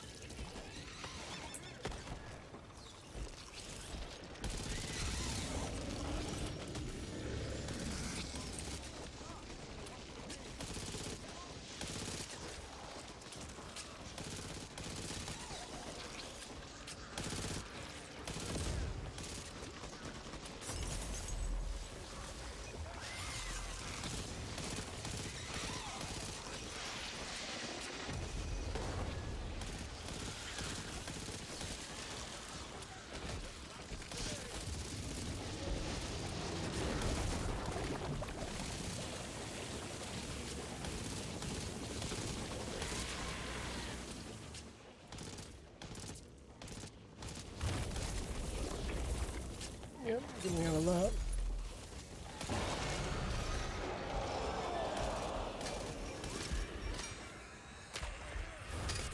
Figures there was a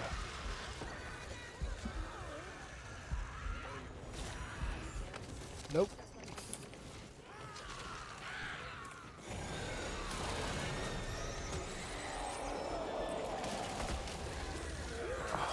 Gotta be kidding me.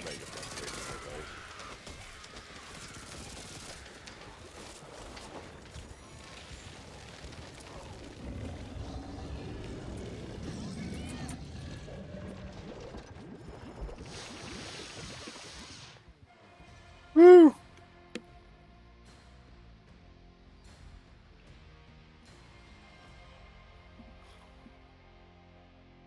I'm kind of glad that Carly left. And Carly had no flipping clue what they were doing.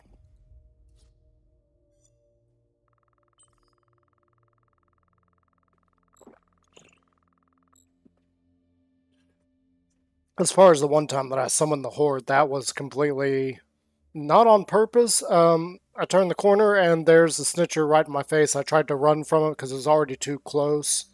So the moment I got up, it activated. There's nothing I really could have done about that. I don't think I could have killed it fast enough to not avoid summoning the Horde. Keep in mind that there was also a whaler of some type behind it. I think it was a lobber. So there's nothing I could have done about that. It was going to get summoned regardless because of how close it was. Utilities.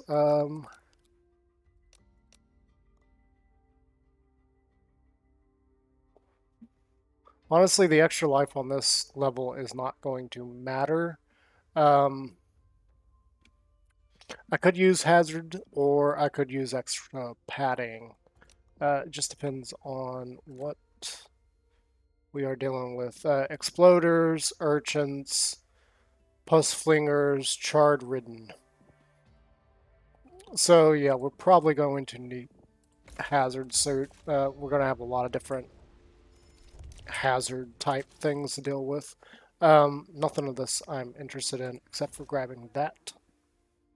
We really want to let our copper build up for compound interest.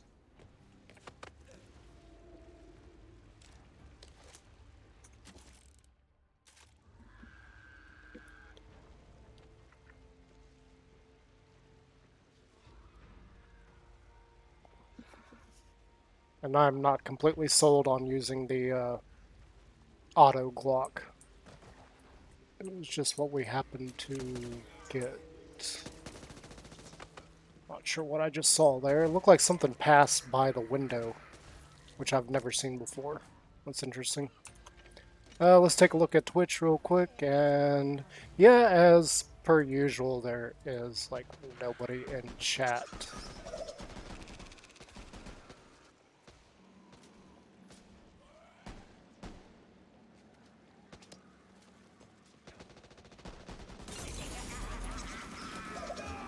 I guess somebody already... Yep.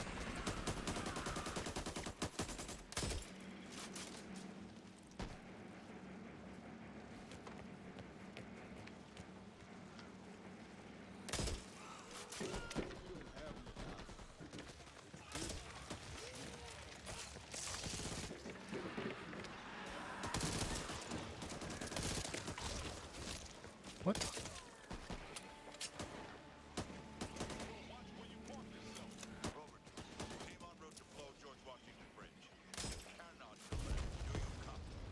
Oh my god, somebody's an idiot. Why would you do that?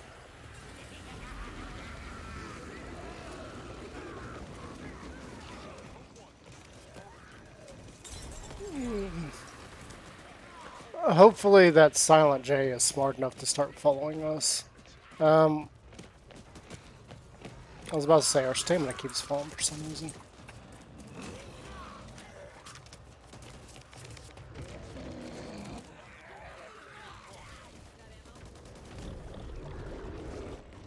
Hey, thank you, Carly Bot. You're actually a lot more useful than the last player.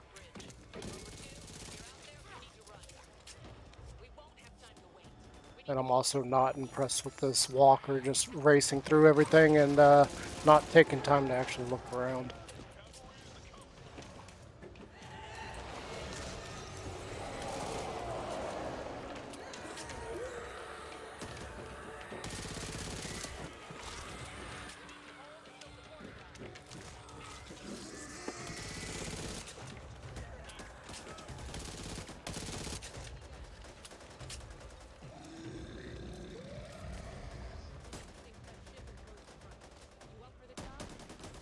Yeah, we completely skipped a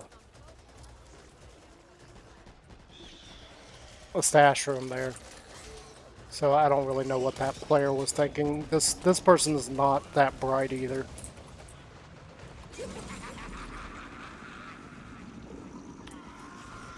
I'm gonna stay over here and see how long it takes them to figure out what they need to do.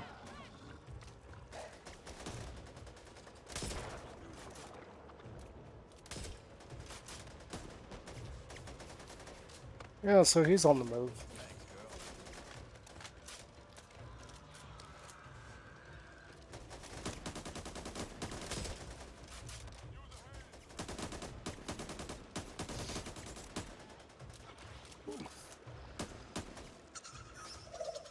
Oh damn! Nobody's taking the bomb. Wait.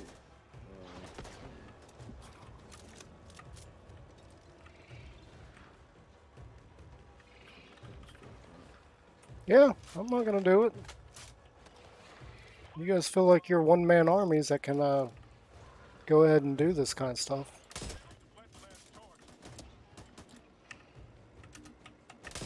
Get over the rail. Shit. Ah.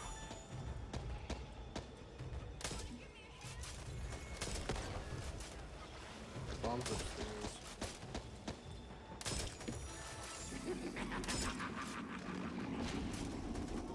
Try to shoot as I can.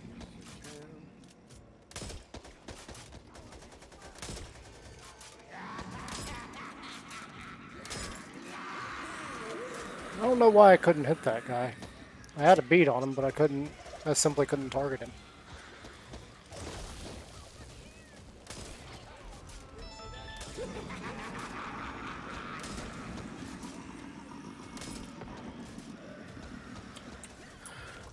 Alright.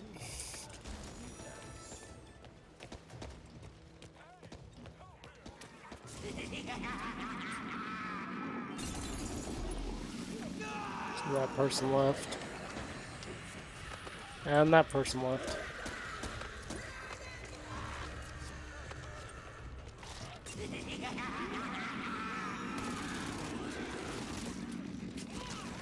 Yeah, we're not going to survive this.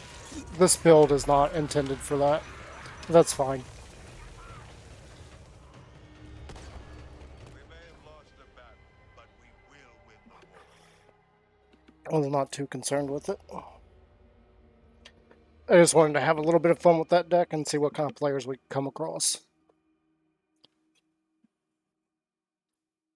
We didn't really have any stamina, so we couldn't really run.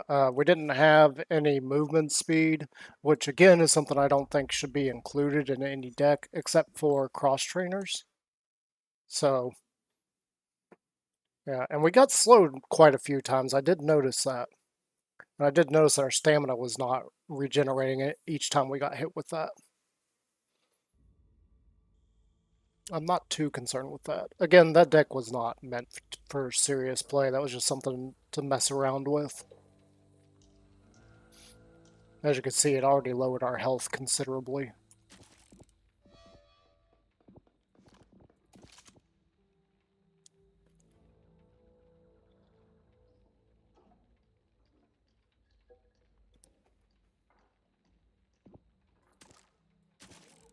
Something I would like to mess around more with is this shotgun build that I have.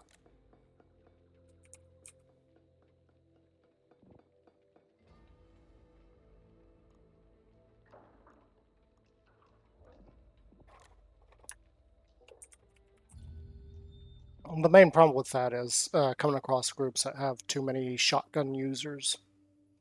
It's always a problem.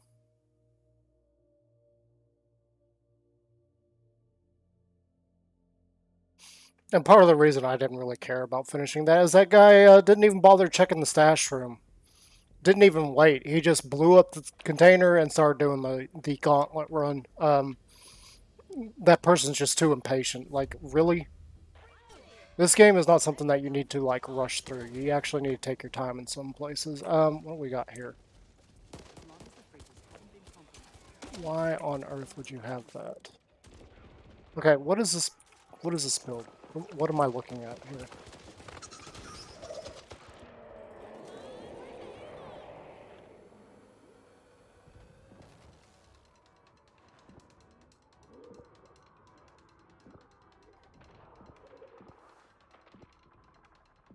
So, looking at it, this is meant for mostly high damage and health back, so why the hell is this person running around, was this person running around with the stupid hammer? The hammer does not work that well for this type of melee build. For that reason and that reason alone. It does throw you from wherever you are targeting. So I want to get rid of this as quick as possible. And potentially take a better melee weapon.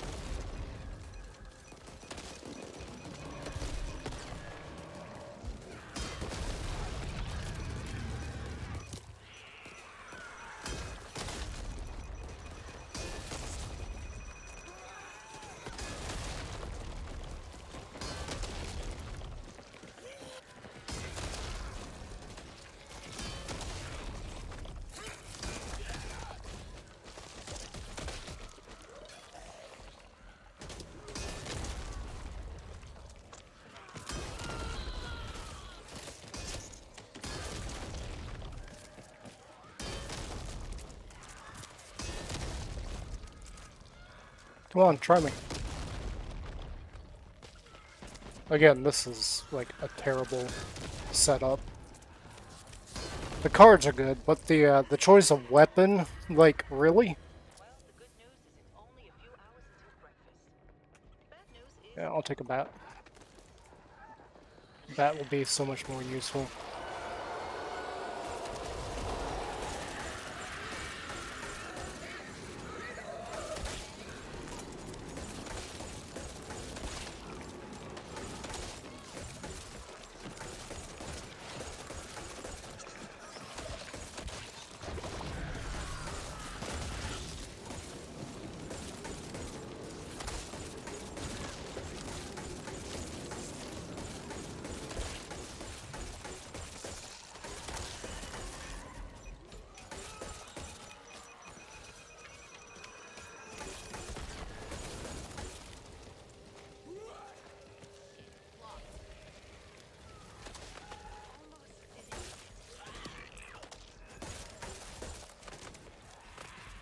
I'm not sure what this person's build is supposed to be because it's not fast enough for melee combat.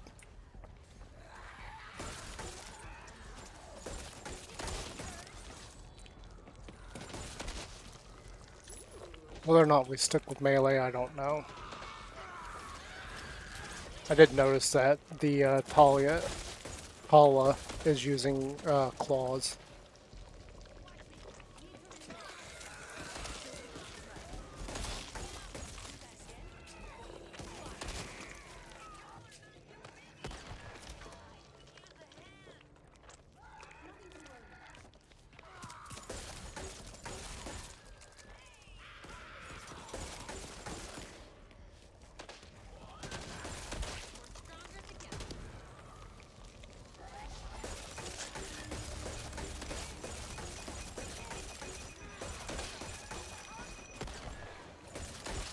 I think I saw.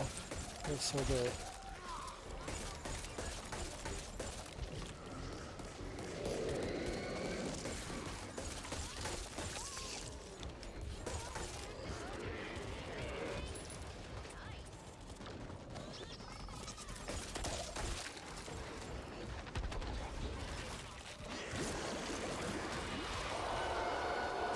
Oh, I got a horde summon. Not what I thought it was.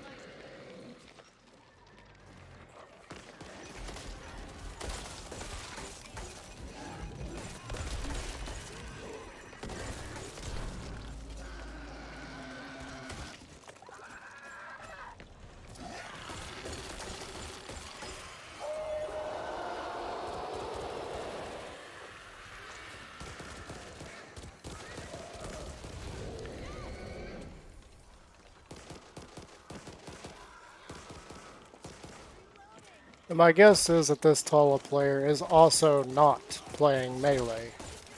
They are using a melee for no stupid reason. Probably because they're like, oh, it's infinite ammo, I don't gotta worry about it.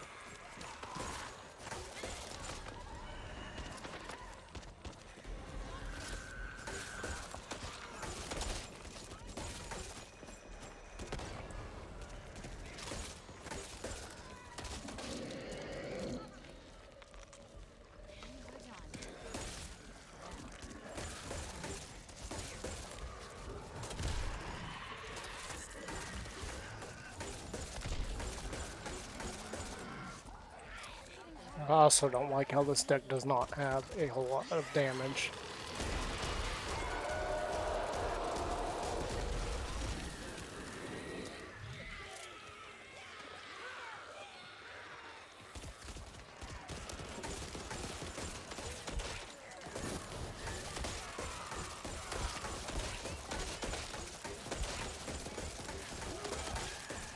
I'm assuming this has Meth Head, but I don't remember seeing it.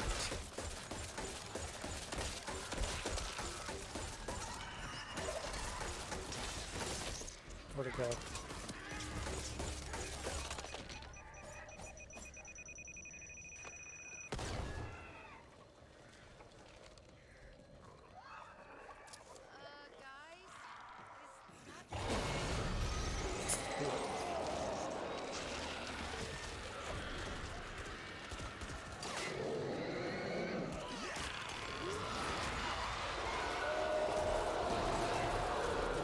Yeah, I can't target.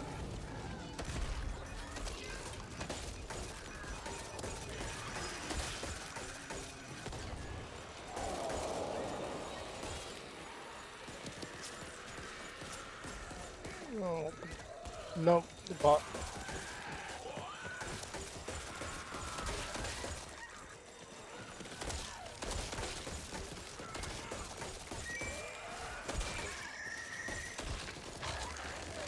Honestly forgot I had Jeff. To be perfectly honest, I forgot I even had it. Let's get out of the acid, because the acid will kill us. Aim down sights. I don't think we're going to keep that when we finally get control of a character. I think I want to use that temporary health with Charisse build and see how well that works. Of course they were going to make it. I mean, it makes perfect sense. Flip.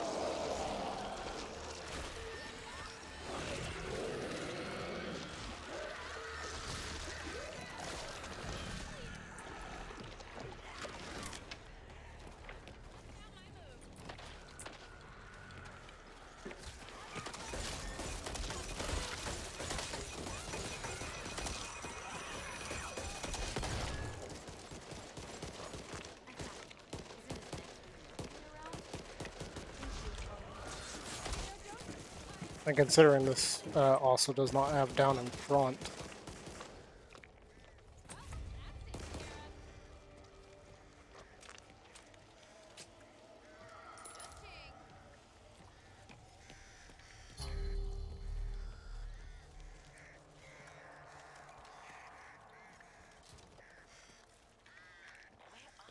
Two sets of birds on either side.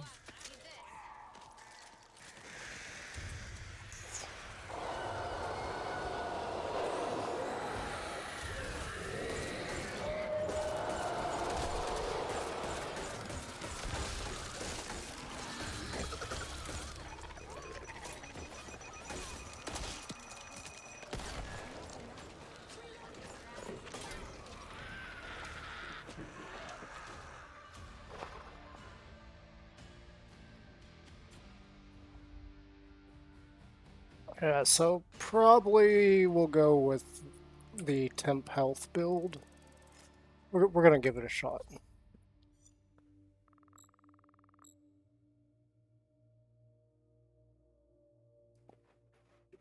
The idea is that it should produce a lot of temporary health for the team as a whole.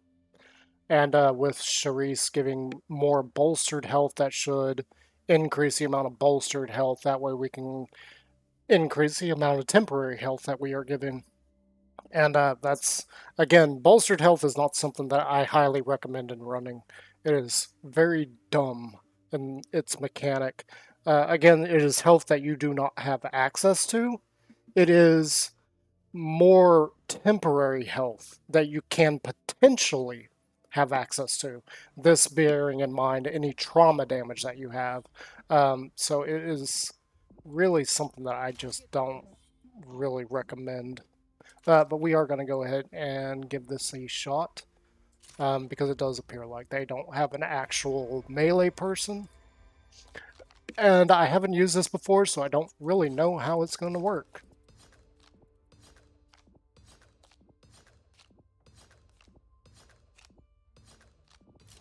This is just something that I was heard suggested. And again, when I did test run it a couple of times, it did kind of work and kind of not work. It was a little bit of an odd mix of it does work and it doesn't work.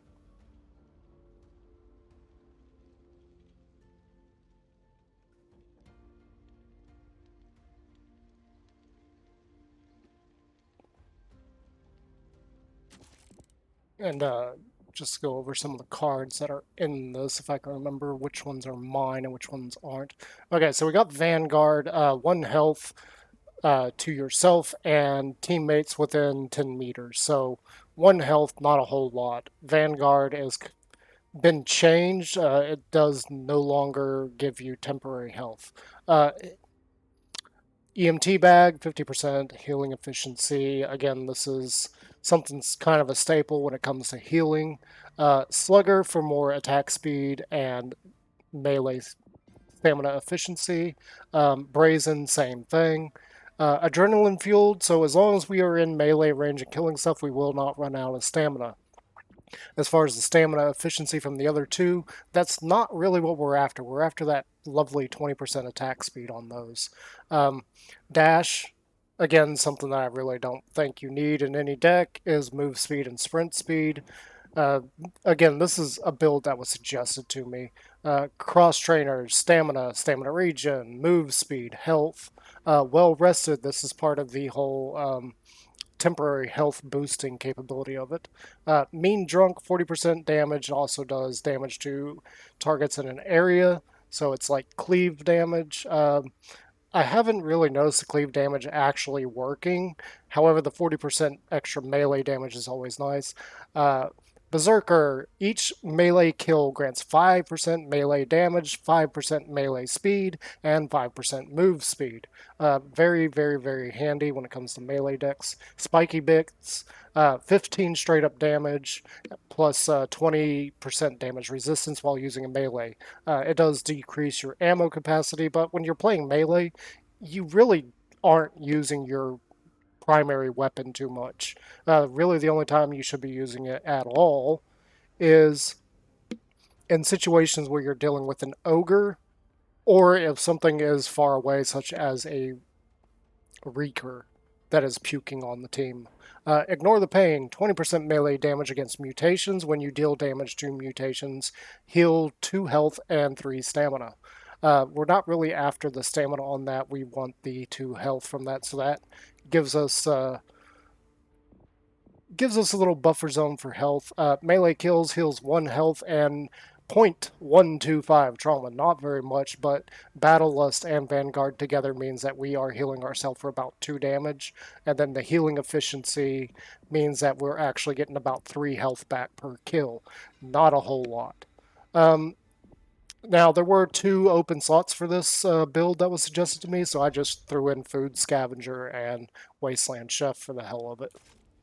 And that is pretty much what this deck is and does. So as far as this is concerned, we got the hatchet. Not something I wanted. I don't really care about the dang hatchet. It's probably the worst possible item. We are going to take a flashbang and some armor. It looks like we've only got one player, Floppy Cheese. Wait for them to get done, and then we're going to go about.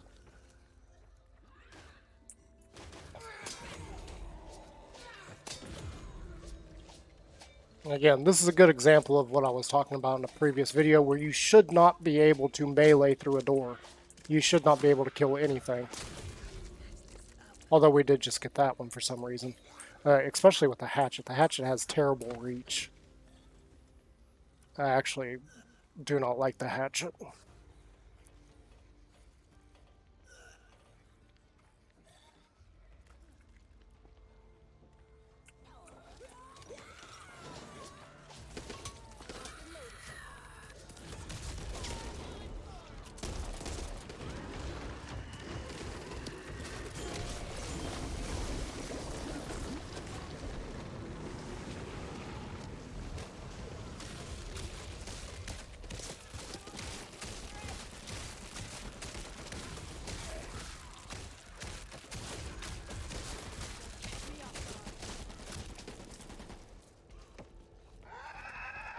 Not a terrible start.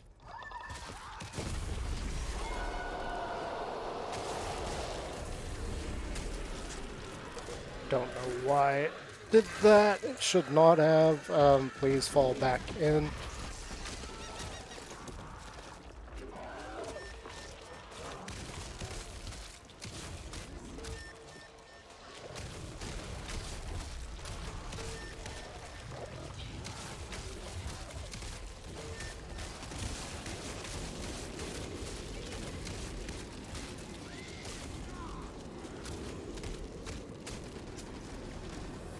Again, as you can see, our health is already diminished quite a bit. So yes, I'm not a big fan of the temporary health thing. It does have its problems, especially when you combine the fact with acid. Acid is a game killer for this.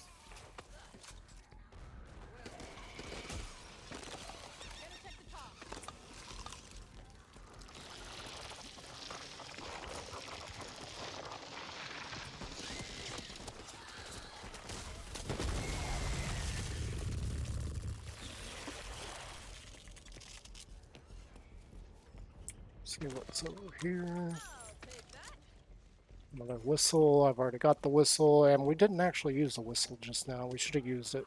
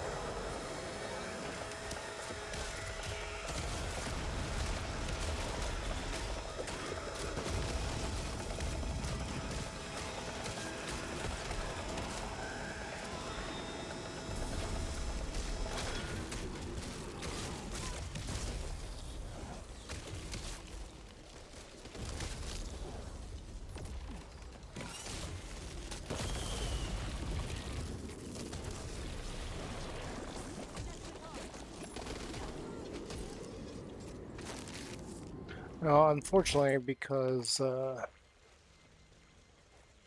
reasons, we don't have a way to get into the stash room.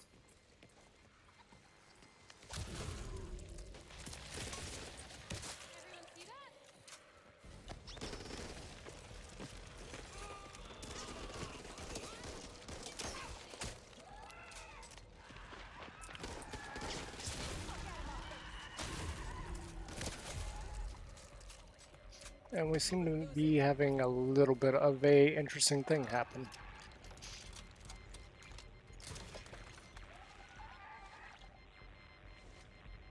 I really don't care about either one of those. Get Mom to grab the duffel bag, and we are going to be pretty much forced to summon the Horde here in a second. I got the goods.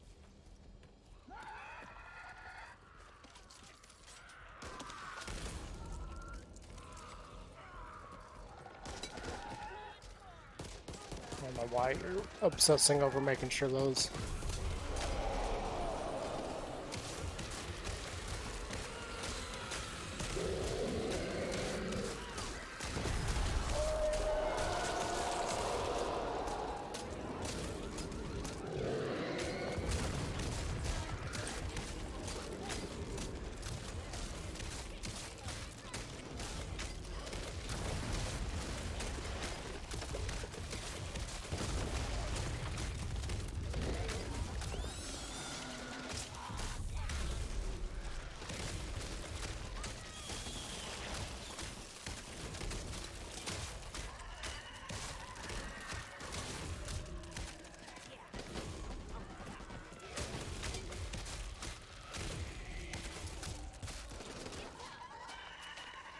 Yeah, there you go.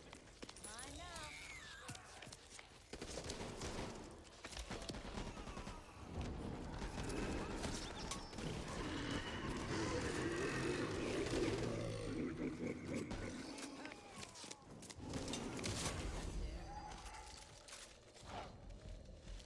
now. And there's not really an upgrade for us.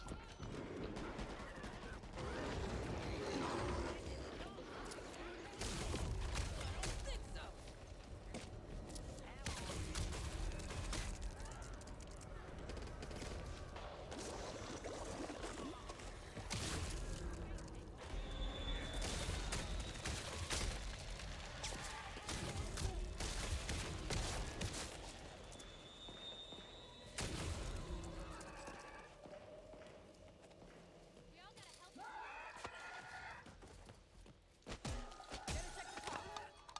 Over there. Now, I don't know what Not bad. level of gear this playthrough currently has. Green, Next time. I'm not seeing very many. Well,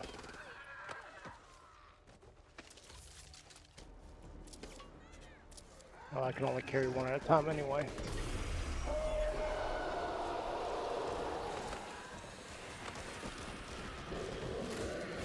It's fine, you guys go ahead and do your thing.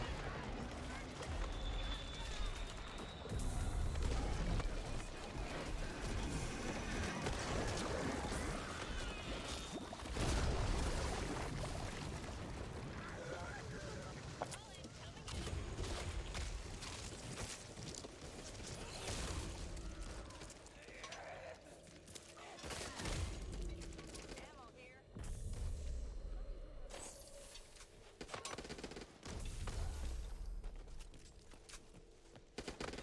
Not bad. There's laser wire here. Found some ammo. We don't have much barbed wire to do this with, but it should be more than enough. It should be. It just depends. Like the RNG can really screw you over at times. I'm not too concerned with any of that.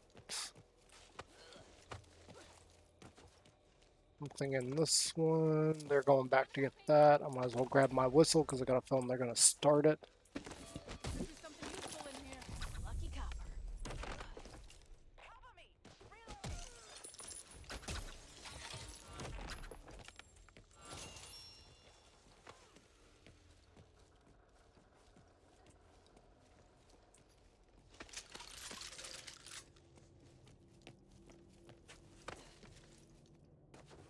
There is one last place to check. Nothing of any importance.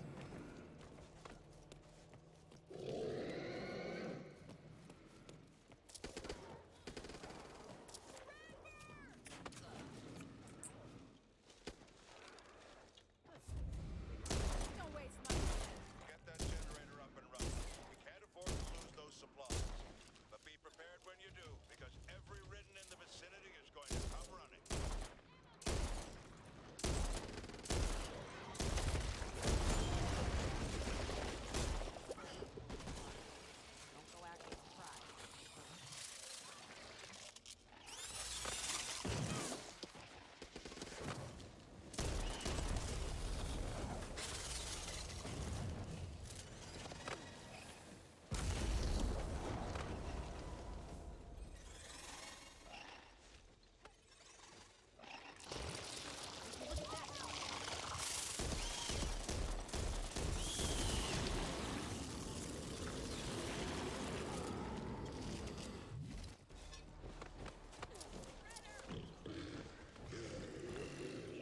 Alright. Nothing else we can really do. Except for start this.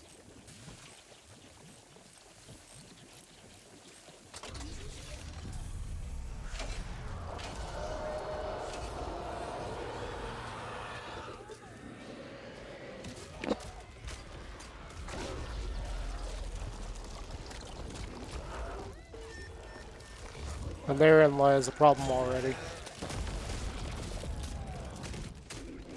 It's one of the many problems I was referring to with this build.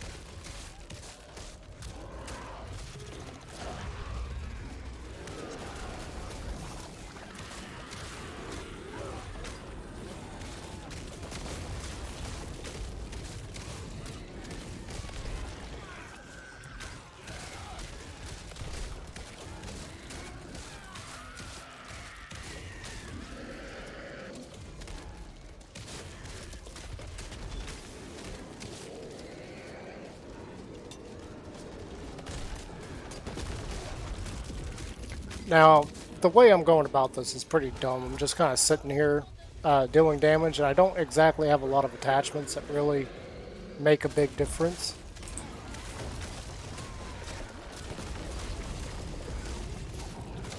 The fact of the matter is my health is still kind of dropping in terms of trauma damage. And as you can see with the acid is a big problem for melees. I don't know why people are arguing with me about that online. Acid is a big problem, and so is that.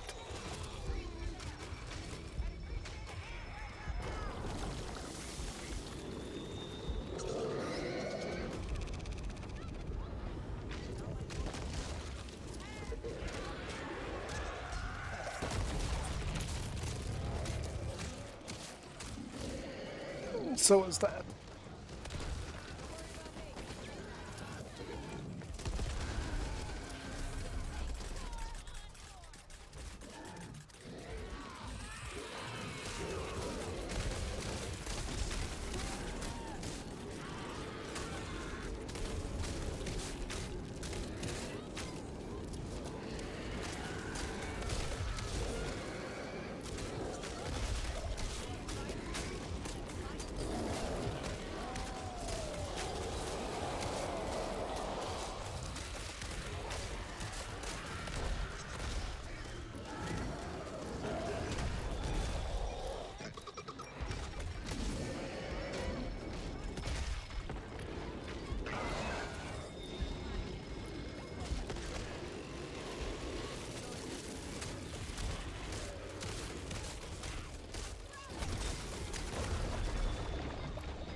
Yeah, see, we did eventually end up dying simply to trauma.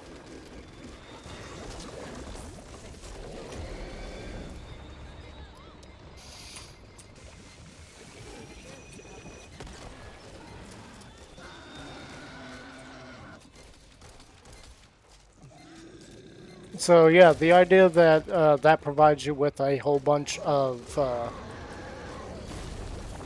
temporary health that protects you and your team is absolutely bullshit. That is one of the things that I did find with it. There are occasions where it does work. However, you got to keep in mind the acid damage. The acid damage is going to eat through your health faster than anything.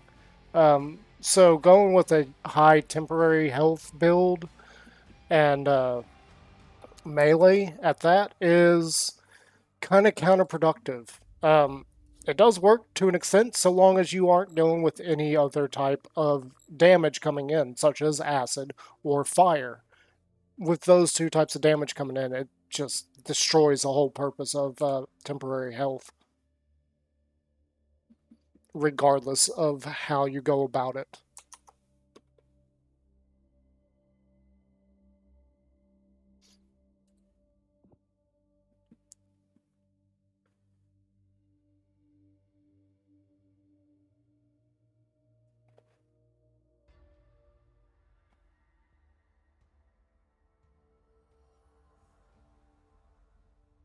And you also got to keep in mind any...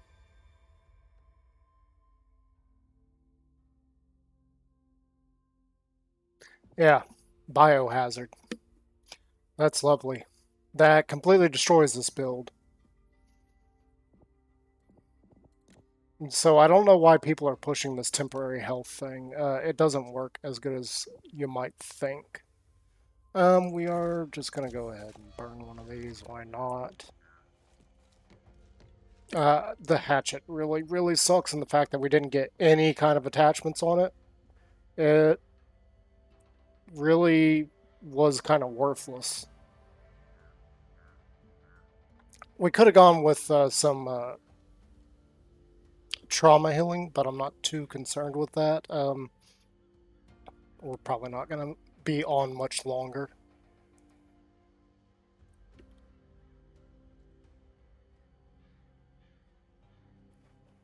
And again, I am very aware that I was not playing that like it probably should have been. I was just sitting in the corner taking out a whole bunch of things. The reason for that was to specifically show the problem with acid. Even if you're moving around, acid is a big problem. Especially with melee, and considering there's very little you can do about acid. Yeah. It's not just acid, too. Fire damage is another one of them where there's very few coverage cards for. Which kind of makes sense. Any given person would not be able to really do much about those two types of damage.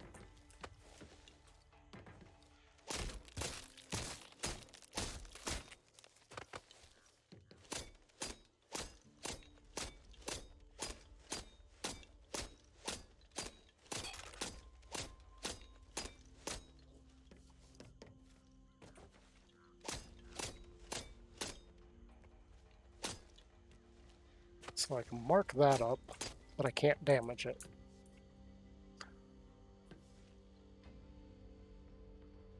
Bloody clothing everywhere.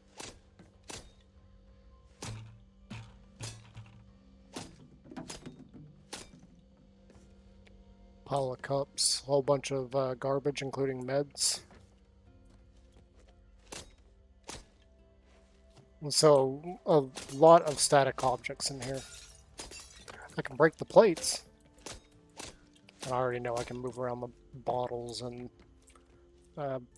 cans.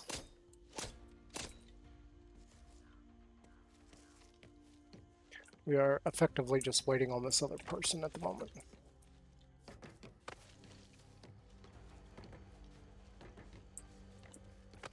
Luckily, we do not have razor worms either.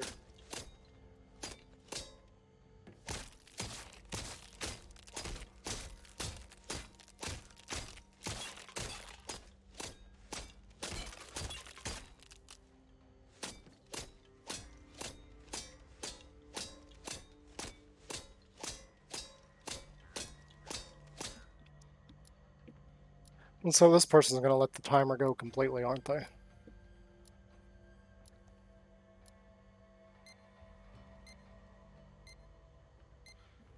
Well, hopefully we get something better than a hatchet.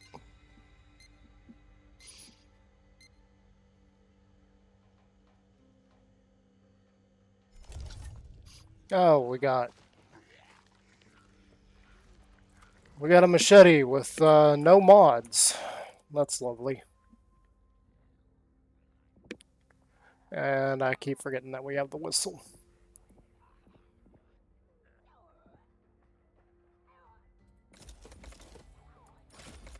So we are just going to go ahead and take both of those, why not? And a med.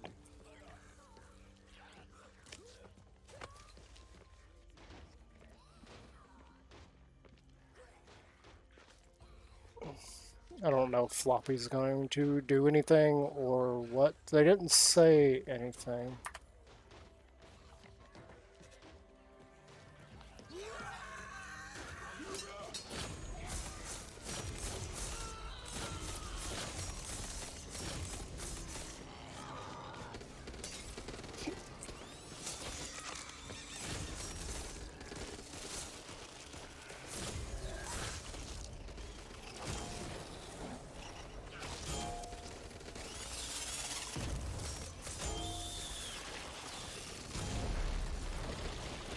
Again, you're seeing another problem with melee and getting up close with those guys.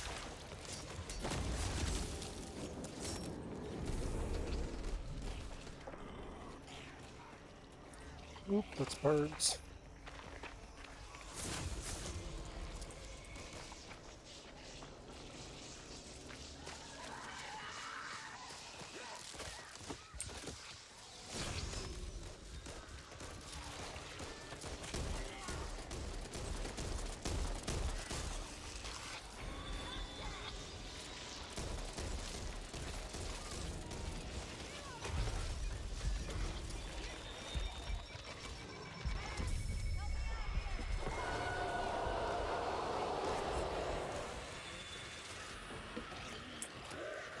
I don't know what our other player is doing.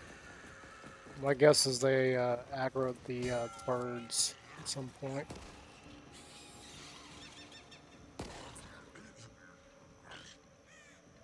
Hmm.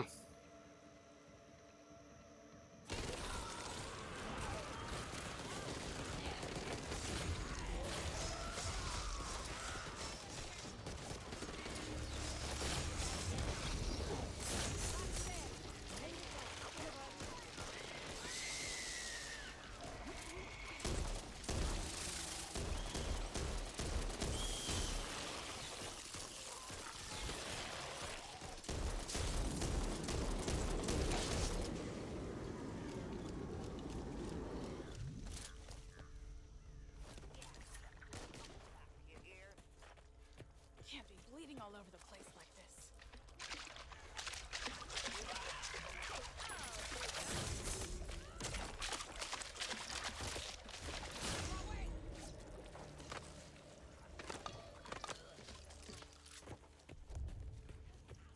Cutting cross country will save you time on foot.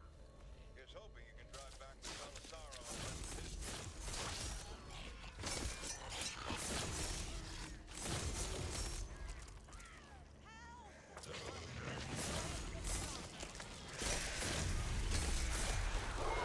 Oh my god, like, really?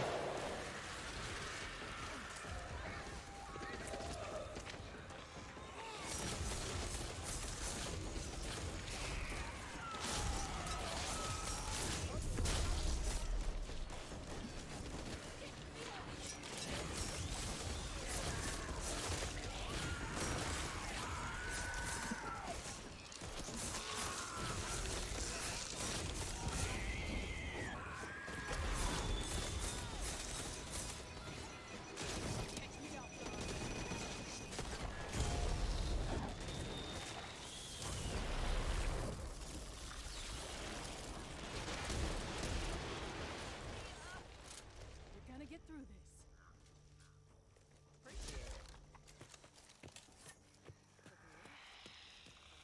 That person, like, literally just rushed right into the birds.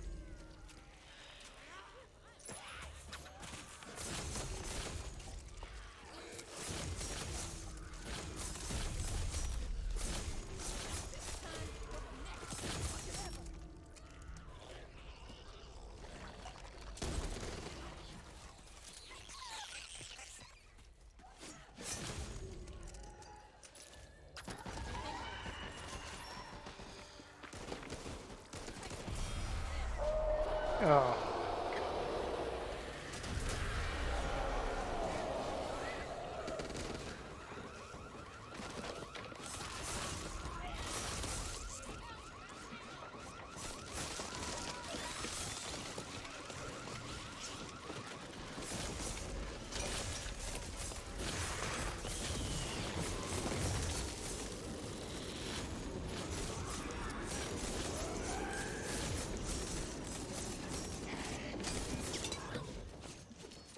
See, now in this situation, without Lucky cop. They always come in packs like ammo cache. without acid to deal with, I'll take it. you can see that our temporary health has gotten way high.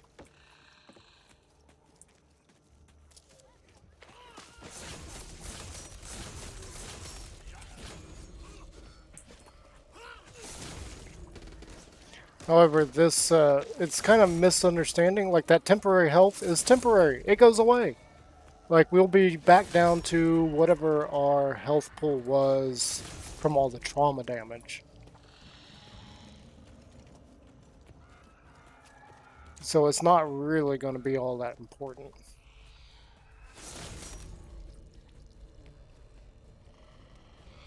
Especially later on.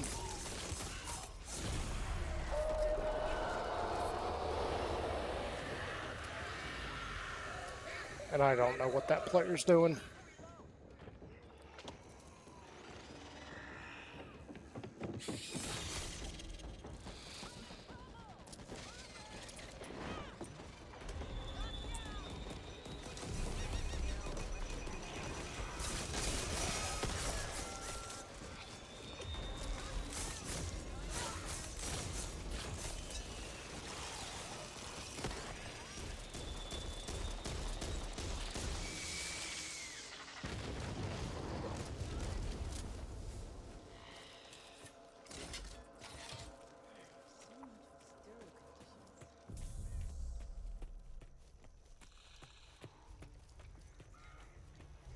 Hey, wouldn't go near that. Let's not stick around to see if they come back.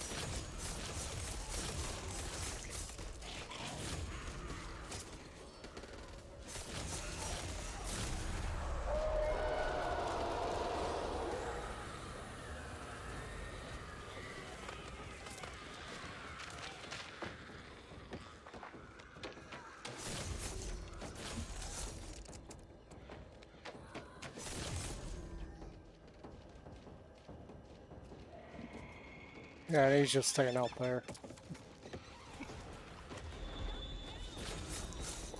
And downed again.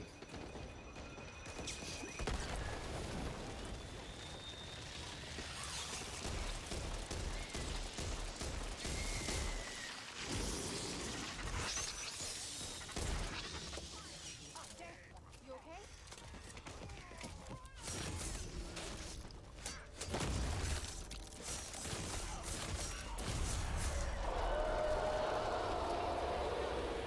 I don't know what this person thinks they're doing.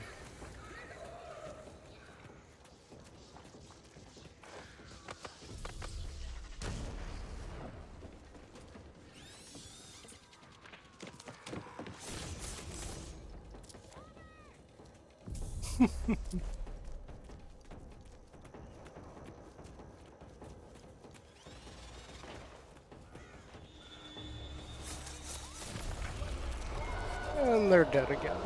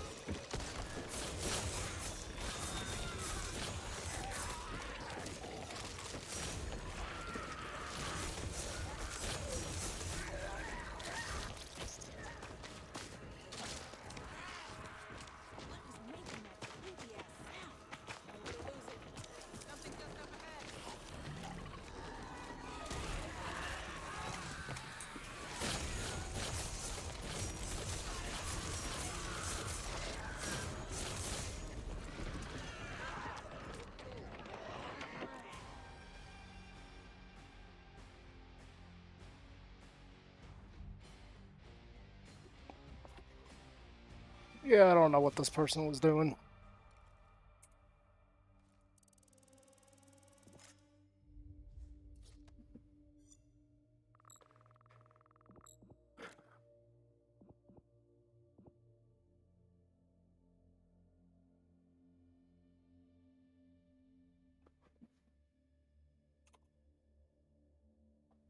Really, really, really don't know what they were doing.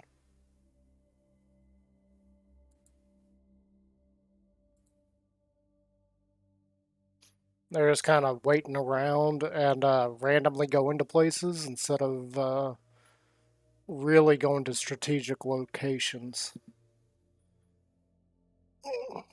What are you doing, Dolly? Huh? What are you doing, little girl?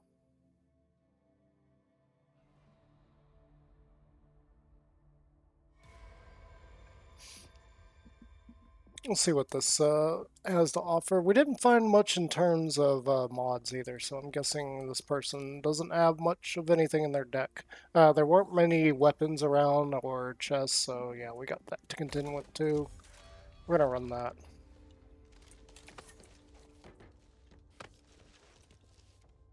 And this person's probably gonna make me wait the whole 3 minutes again.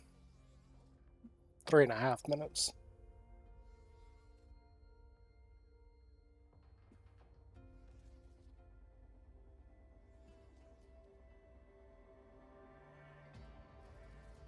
We only have 151. And I've still got the whistle. I keep forgetting about the whistle. That's a mechanic that's still kind of new to me, so I never remember to actually use it.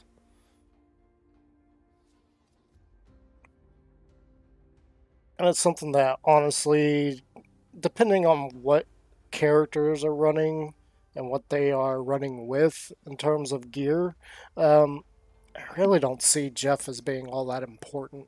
He does make a slight difference, but considering the deck type we're using right now, there's really no point in using Jeff because he's just going to take our kills, which will take away from our temporary health.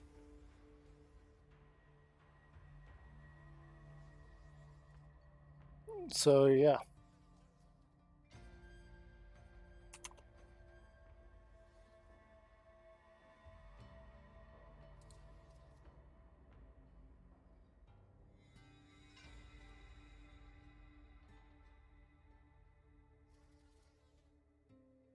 And of course they are going to make us wait.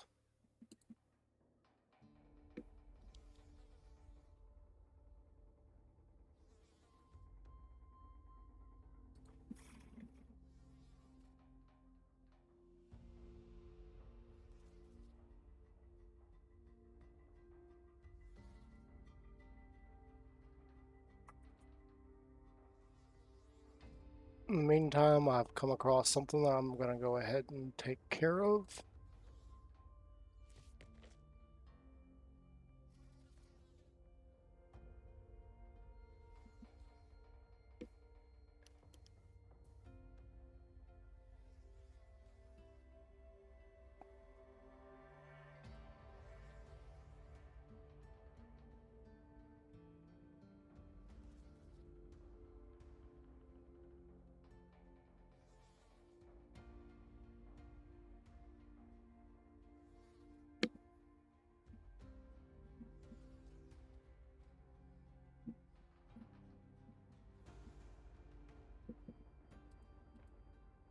And that was a mislead.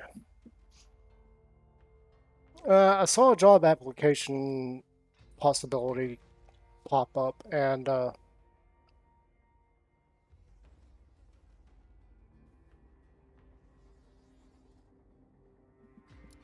went ahead and tried to apply for it, but it was a mislead. The what they were asking for and what you were applying for were two different things, and that's something I keep coming across.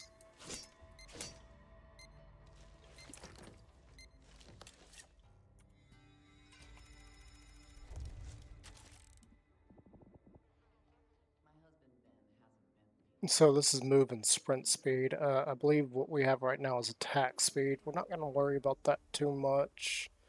We don't really need anything else, so let's just take armor, because that's all we really can get. I don't know what this player is doing.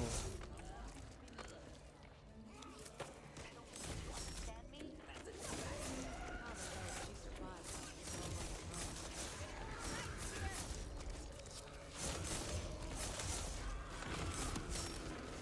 got now pretty bad in the last days. With your ingenuity, I'm sure you'll find a way through.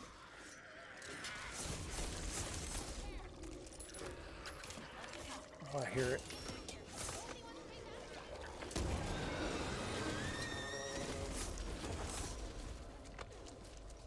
Luckily, that didn't catch somebody.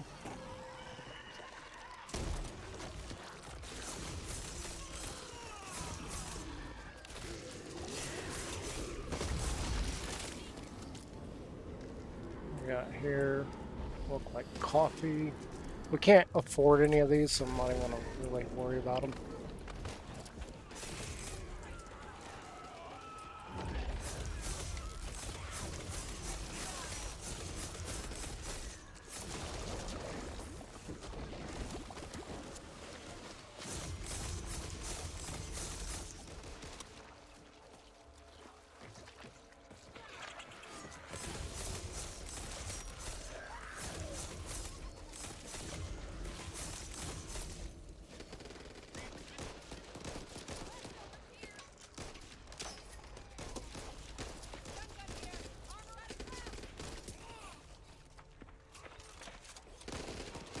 I didn't grab any shotgun ammo earlier. I would like to find a better shotgun though. Propane tank over here. Okay, everyone, I spoke to SMG. Assault rifle here. Use your noodle. There has to be a way for us to get through here.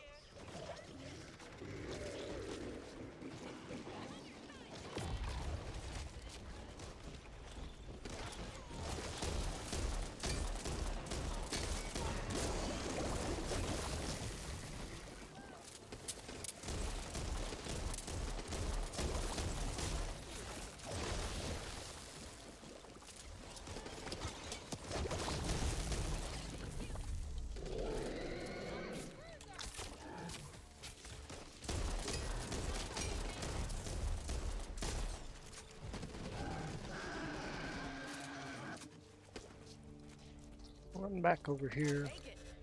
grab that. There. Get this new player to sit over there. Just stay there.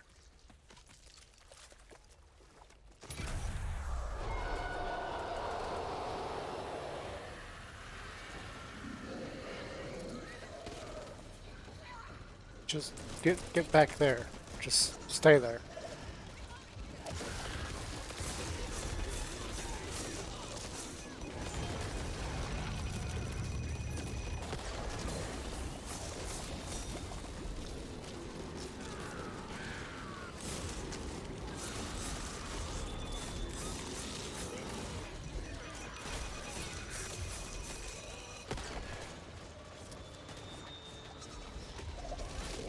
Oh my gosh.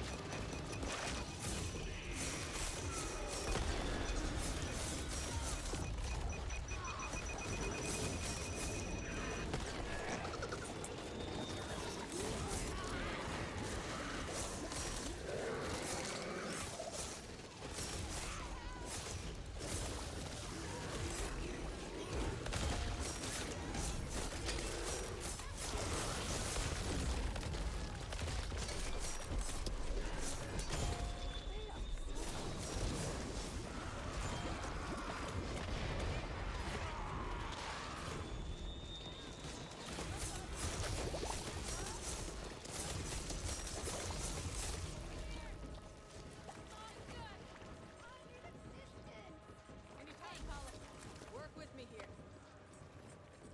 So when I tell you to go somewhere, do it.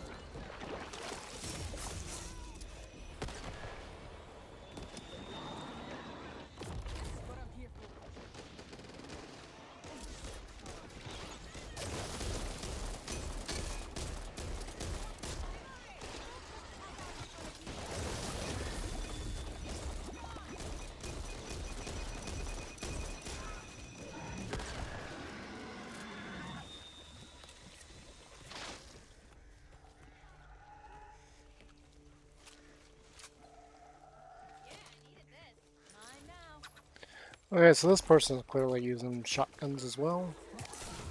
Or they don't know that they should probably be using something specific. Because I was going to grab that. What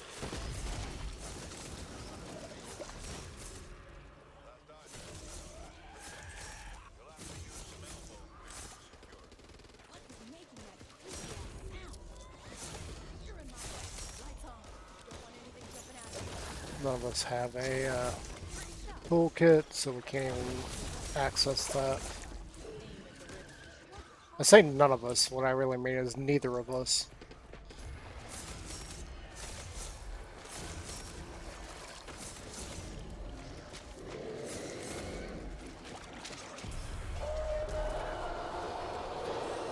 Perfect.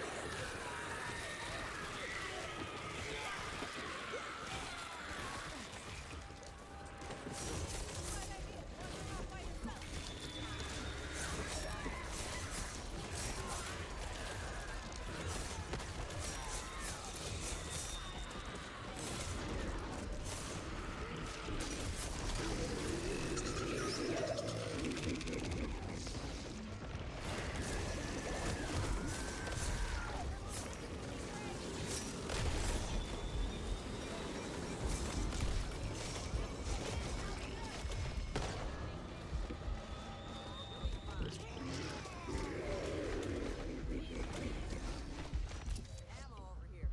Thank you.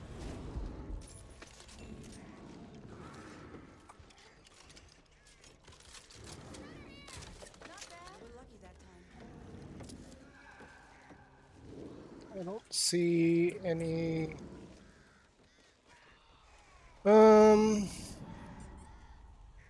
Yeah, why not? We got that person using shotguns. And we can still aim, so might as well. You really thought you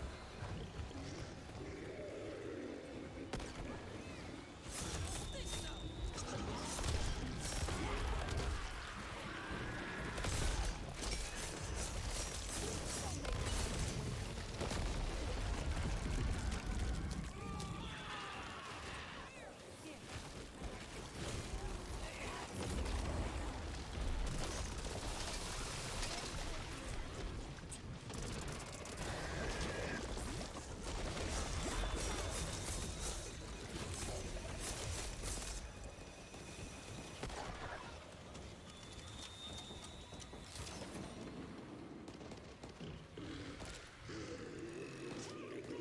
Mind if I do?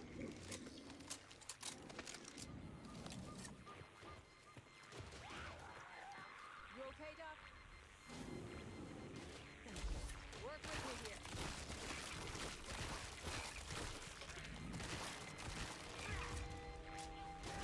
Doctor order. Next time, load up a bit more. So we're gonna do this.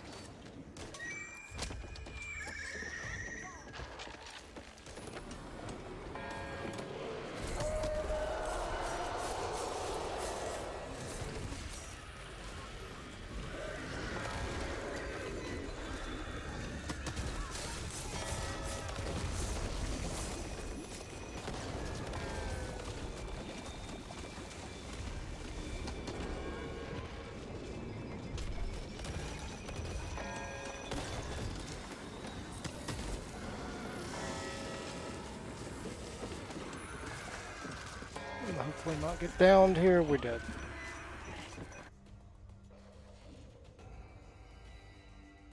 If at first you don't succeed, Yeah, that's how that deck works. And it does have hit and miss situations. It is not something that really I would say is like the go-to for melee builds on any melee potential character. Um, but that's essentially how it works. You did see that we did manage to get our temporary health quite high, um, to really no avail. And what I mean by that is it didn't really matter in that particular situation because we weren't dealing with any type of problems such as fire ridden or acid. Um, when you got fire and acid, especially mixed together, being in melee range, regardless of what type of build you are using, is very it's very bad.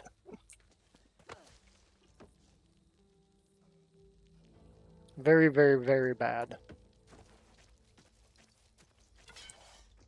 So it is a viable play option, however. It does have its weaknesses. In fact, like I said with this one, most of the cards in that deck is what was suggested to me. There was 2 open slots, and they were saying that those are just fillers. I went with Food and Wasteland Chef just because I felt like it. There's probably better options, like possibly putting in some scavenger cards and such.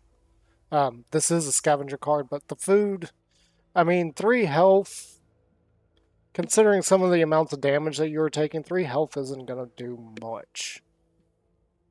Even on top of the EMT bag, which gives you 50%, so that's going to be 1.5, so you're getting 4.5 health per food item. Again, that's really not that much. Even the EMT bag with the 2 health cards we get for either killing ridden or dealing damage to mutations, it's still not giving you that much. For killing mutations, plus the EMT bag, we're getting about 3 health. For dealing damage to mutations, we're getting 3 health.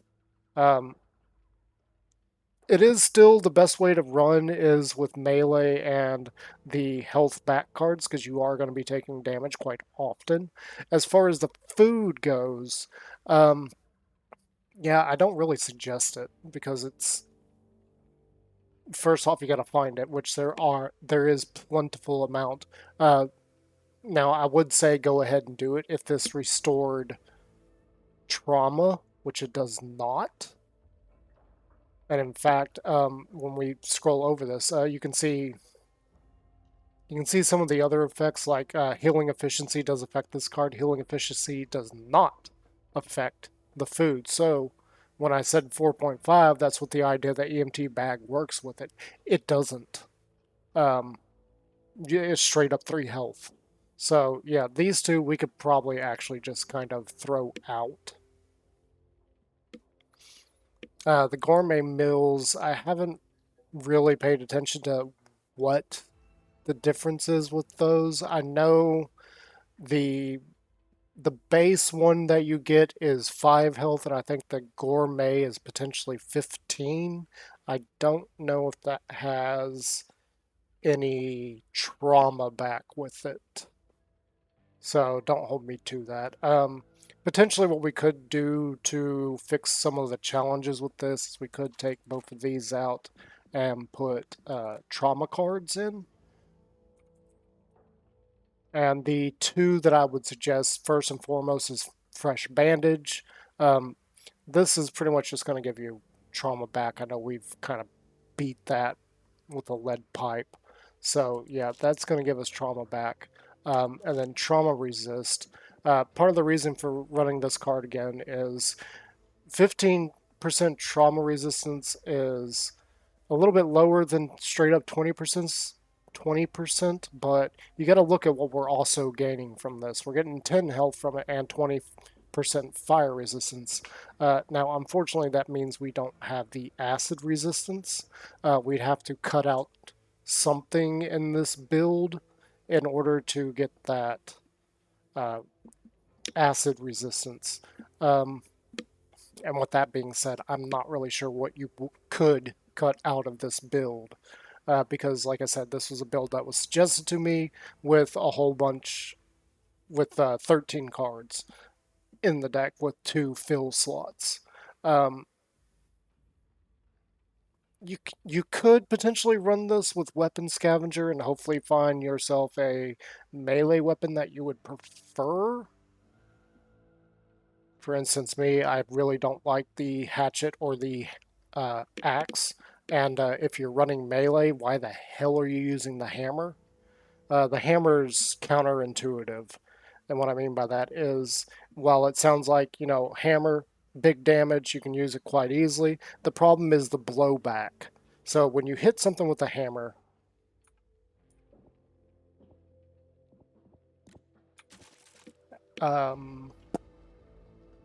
actually the hammer is not here. I thought I could demonstrate it, but the hammer is not something you can actually find at the range. So the problem with the hammer is when I go to use it and I attack something, it's going to explode, sending me back. This is actually a bad thing because if you're in melee, if you're melee built, this is putting you outside of melee range. So now I can't actually hit that. And then it does have a little bit of a reload on it. It is the only melee weapon that has a reload. And that is you're putting a new explosive head on it so that you can then, again, attack. Now, I'm not saying you shouldn't use the hammer at all. Let me clarify this, because the hammer does have the highest damage of all the melee weapons. As you saw earlier when I had the hammer at the beginning of that little session, we were pretty much one-shotting most mutations with it. So it is a good weapon to have. For melee builds, I don't see a reason for you to use it. I really don't. It just doesn't. The two don't mesh that well together, in my opinion. Yes, it does have a lot of high damage, but you're pretty much going to be focusing on going after mutations at that point and bosses, especially the breaker. It probably would two-shot the breaker on a build, but because of that throwback, I really don't feel like it's a good melee weapon to use with a melee build. So I really feel like they need to change that up and do something else with it, and potentially add more cards for that. That is one staple of the game that I would say they need to fix. Again, with melee, because we've gone over this, we've beaten this. We've beaten this horse dead a few times, but there are a lot of cards that deal with melee. And I do mean a lot. So we got 3 right here that are directly melee. Then you got Vanguard here.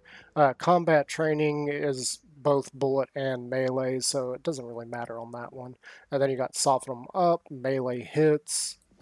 We're not counting Power Swap because typically that means you're swapping between a melee weapon and a primary weapon, which is very interesting that they did that. And Evangelo here is holding a pistol instead of a melee weapon, so I don't really understand why they even got that there. Then we got Spiky Bits, melee damage, Mean Drunk, melee damage, Heavy Hitter, this is more for your stumble damage, which we may try and do a Heavy Hitter build. May have to change something out to get Heavy Hitter in there. Ignore the Pain, again, this is for mutation specifically. Berserker, this increases your attack speed.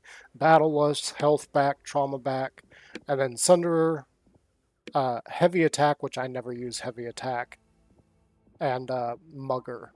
These are all melee-based cards. Mugger is not specifically for melee, it's just a benefit of melee. if that makes any sense. You can see right there it says kills with melee weapons have a 5% chance to spawn ammo, razor wire, or a bear trap. That is a very interesting one, and one that I wish I could use more often. It just, first off, 5% is a very low chance of happening. Yes, you are attacking quite a bit of things, but usually in those moments where you are fighting a whole lot of things, you're not going to be taking time out from dealing the melee damage to reach down and grab something. You're usually going to wait till after the fight. So if you spawn multiple things, like, then you got to deal with carrying capacity. Do you have enough carrying capacity for those? Being that razor wire and bear traps are both quick slot items.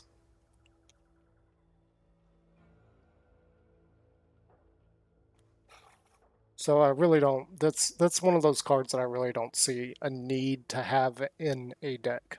I really don't. I just I don't understand why you would have that one in there.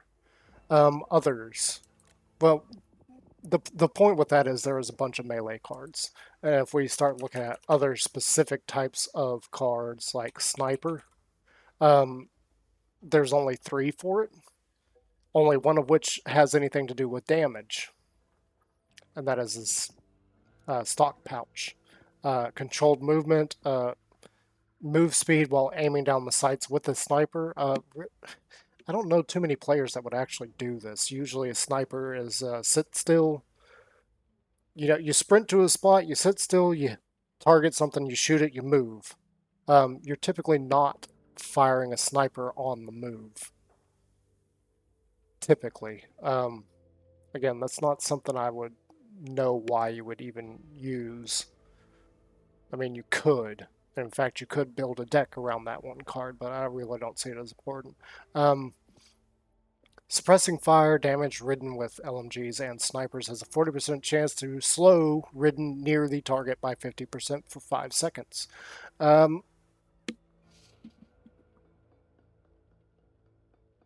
Yeah, I don't... This is an odd one to me, because this one would only be useful in horde moments. And typically in the horde moments, you're probably swapping to a different weapon. So I don't know why you would actually be using this.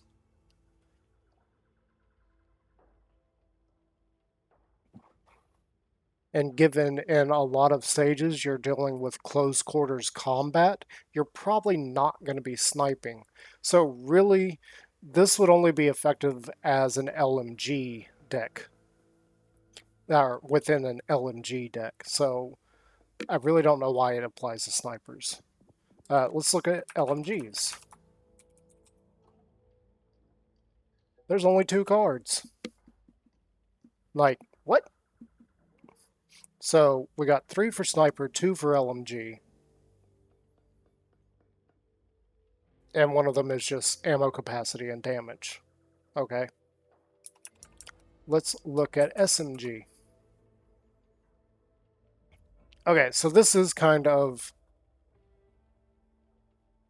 not correct in terms of showing what they are used for. In fact, we've got the visual glitch again because Speed Demon, that's not what the card looks like. Yeah, there we go. It should be Evangelo on there. So Speed Demon is movement speed while using an SMG. This is both for just flat out using it and reload speed for the SMG. And then we got 30% ammo carry and damage for SMGs and pistols. So again, not that many cards for that. And then we got a whole plethora of cards for melee. I really feel like they need to add some interesting things for using various types of weapons.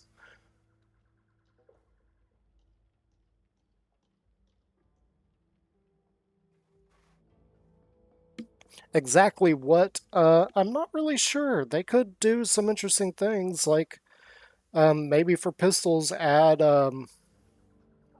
Well, that would really be the clip type that you have, so never mind on that. I was going to say hollow points and steel points, but really that's exactly what the mods are. Um, or full metal jacket, I don't know what it's actually called. I'm not a gun enthusiast, so I don't really know the difference in each one of those. I know hollow points is better for piercing armor, while steel or full metal jacket rounds are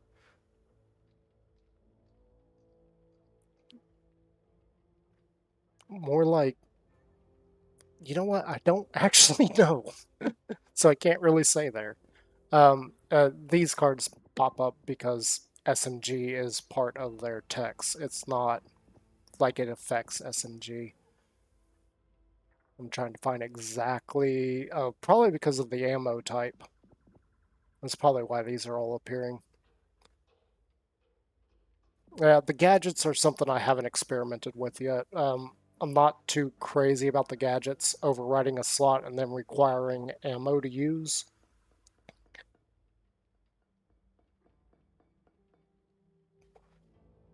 It is something that I need to look into and potentially try out building something around gadgets. Though I'm not exactly sure what.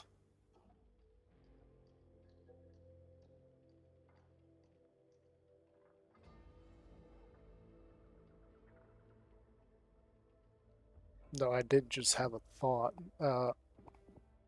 Anyway, let's move on. Shotguns. So shotguns do have 4 cards, and we are on the shotgun deck. You can see that I'm using pretty much all of them except for the temporary health. Again, temporary health is something that I'm just not crazy about. It's one of those things that just either doesn't work at all or you're like swimming in it, if that makes any sense. It's kind of hit or miss, basically. So I don't really bother with things that are hit or miss. Um, I mean, we did just play around with that. I wanted to demonstrate the problems with temporary health builds. But yeah, we got movement speed while firing shotguns, 10% damage with shotguns, 30% shotgun ammo capacity, 10% damage with shotguns, 40% reload speed with shotguns. Um, Something that I actually find quite hilarious that I did here. We have so much reload speed in this that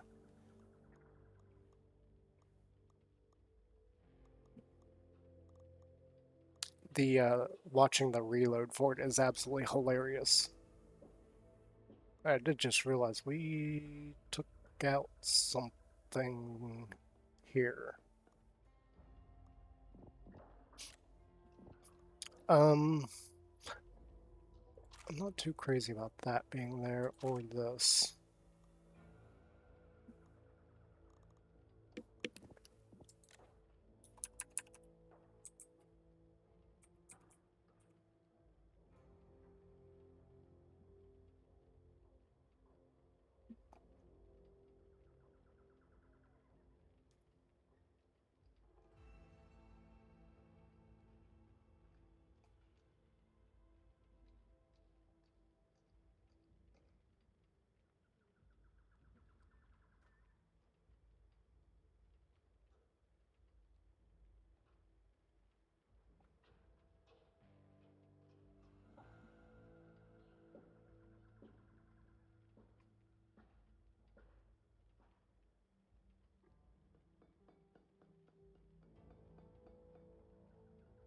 Tracks written to you. Sorry, I'm reading through these at the moment. Begin marking nearby mutations every 7 seconds. Gain 20% chance to negate damage while active. That would probably work with a melee build, possibly. Enhance bash to stun nearby enemies. Refresh after 10 seconds. Not really important. You're generally not going to be using your bash too often. I mean, you do see me use it quite a bit. But that's usually in conjunction with using stash. so that I knock them away from me while I'm reloading.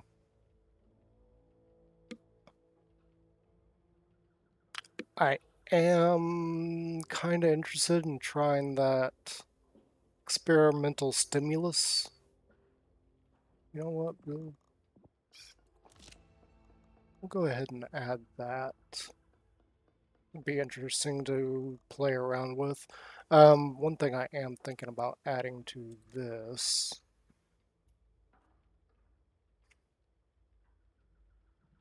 is not reload. I just wanted to look at reload real quick. See if there's any really cool things that we missed out on.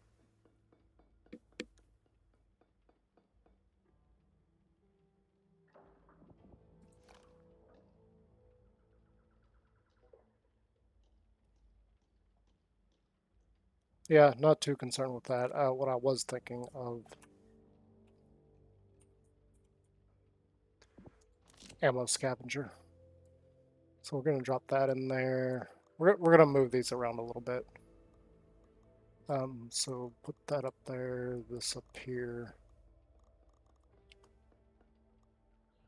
I guess we'll drop these down.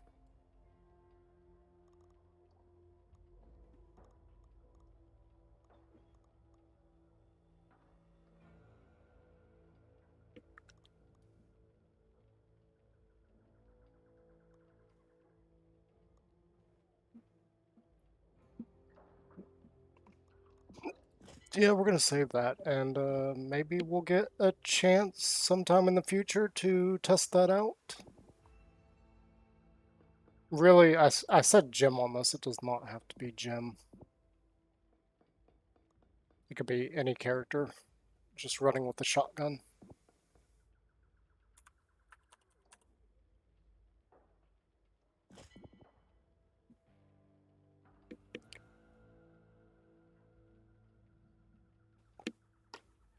Ladies and gentlemen, I think that's going to do it for me today. I do need to go use the restroom, so I think I'm going to go ahead and get off. We are running out of time. We have about 10 minutes, but I got to use the restroom anyway, so we're just going to go ahead and end it here. So I will see you guys next time. I don't know when I'm going to stream again. Considering we rarely have anybody in the chat, I'm not too concerned with when I do.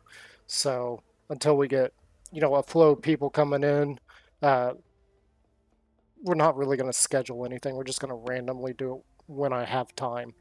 So yeah, I'm going to go use the restroom, and I will see you guys next time.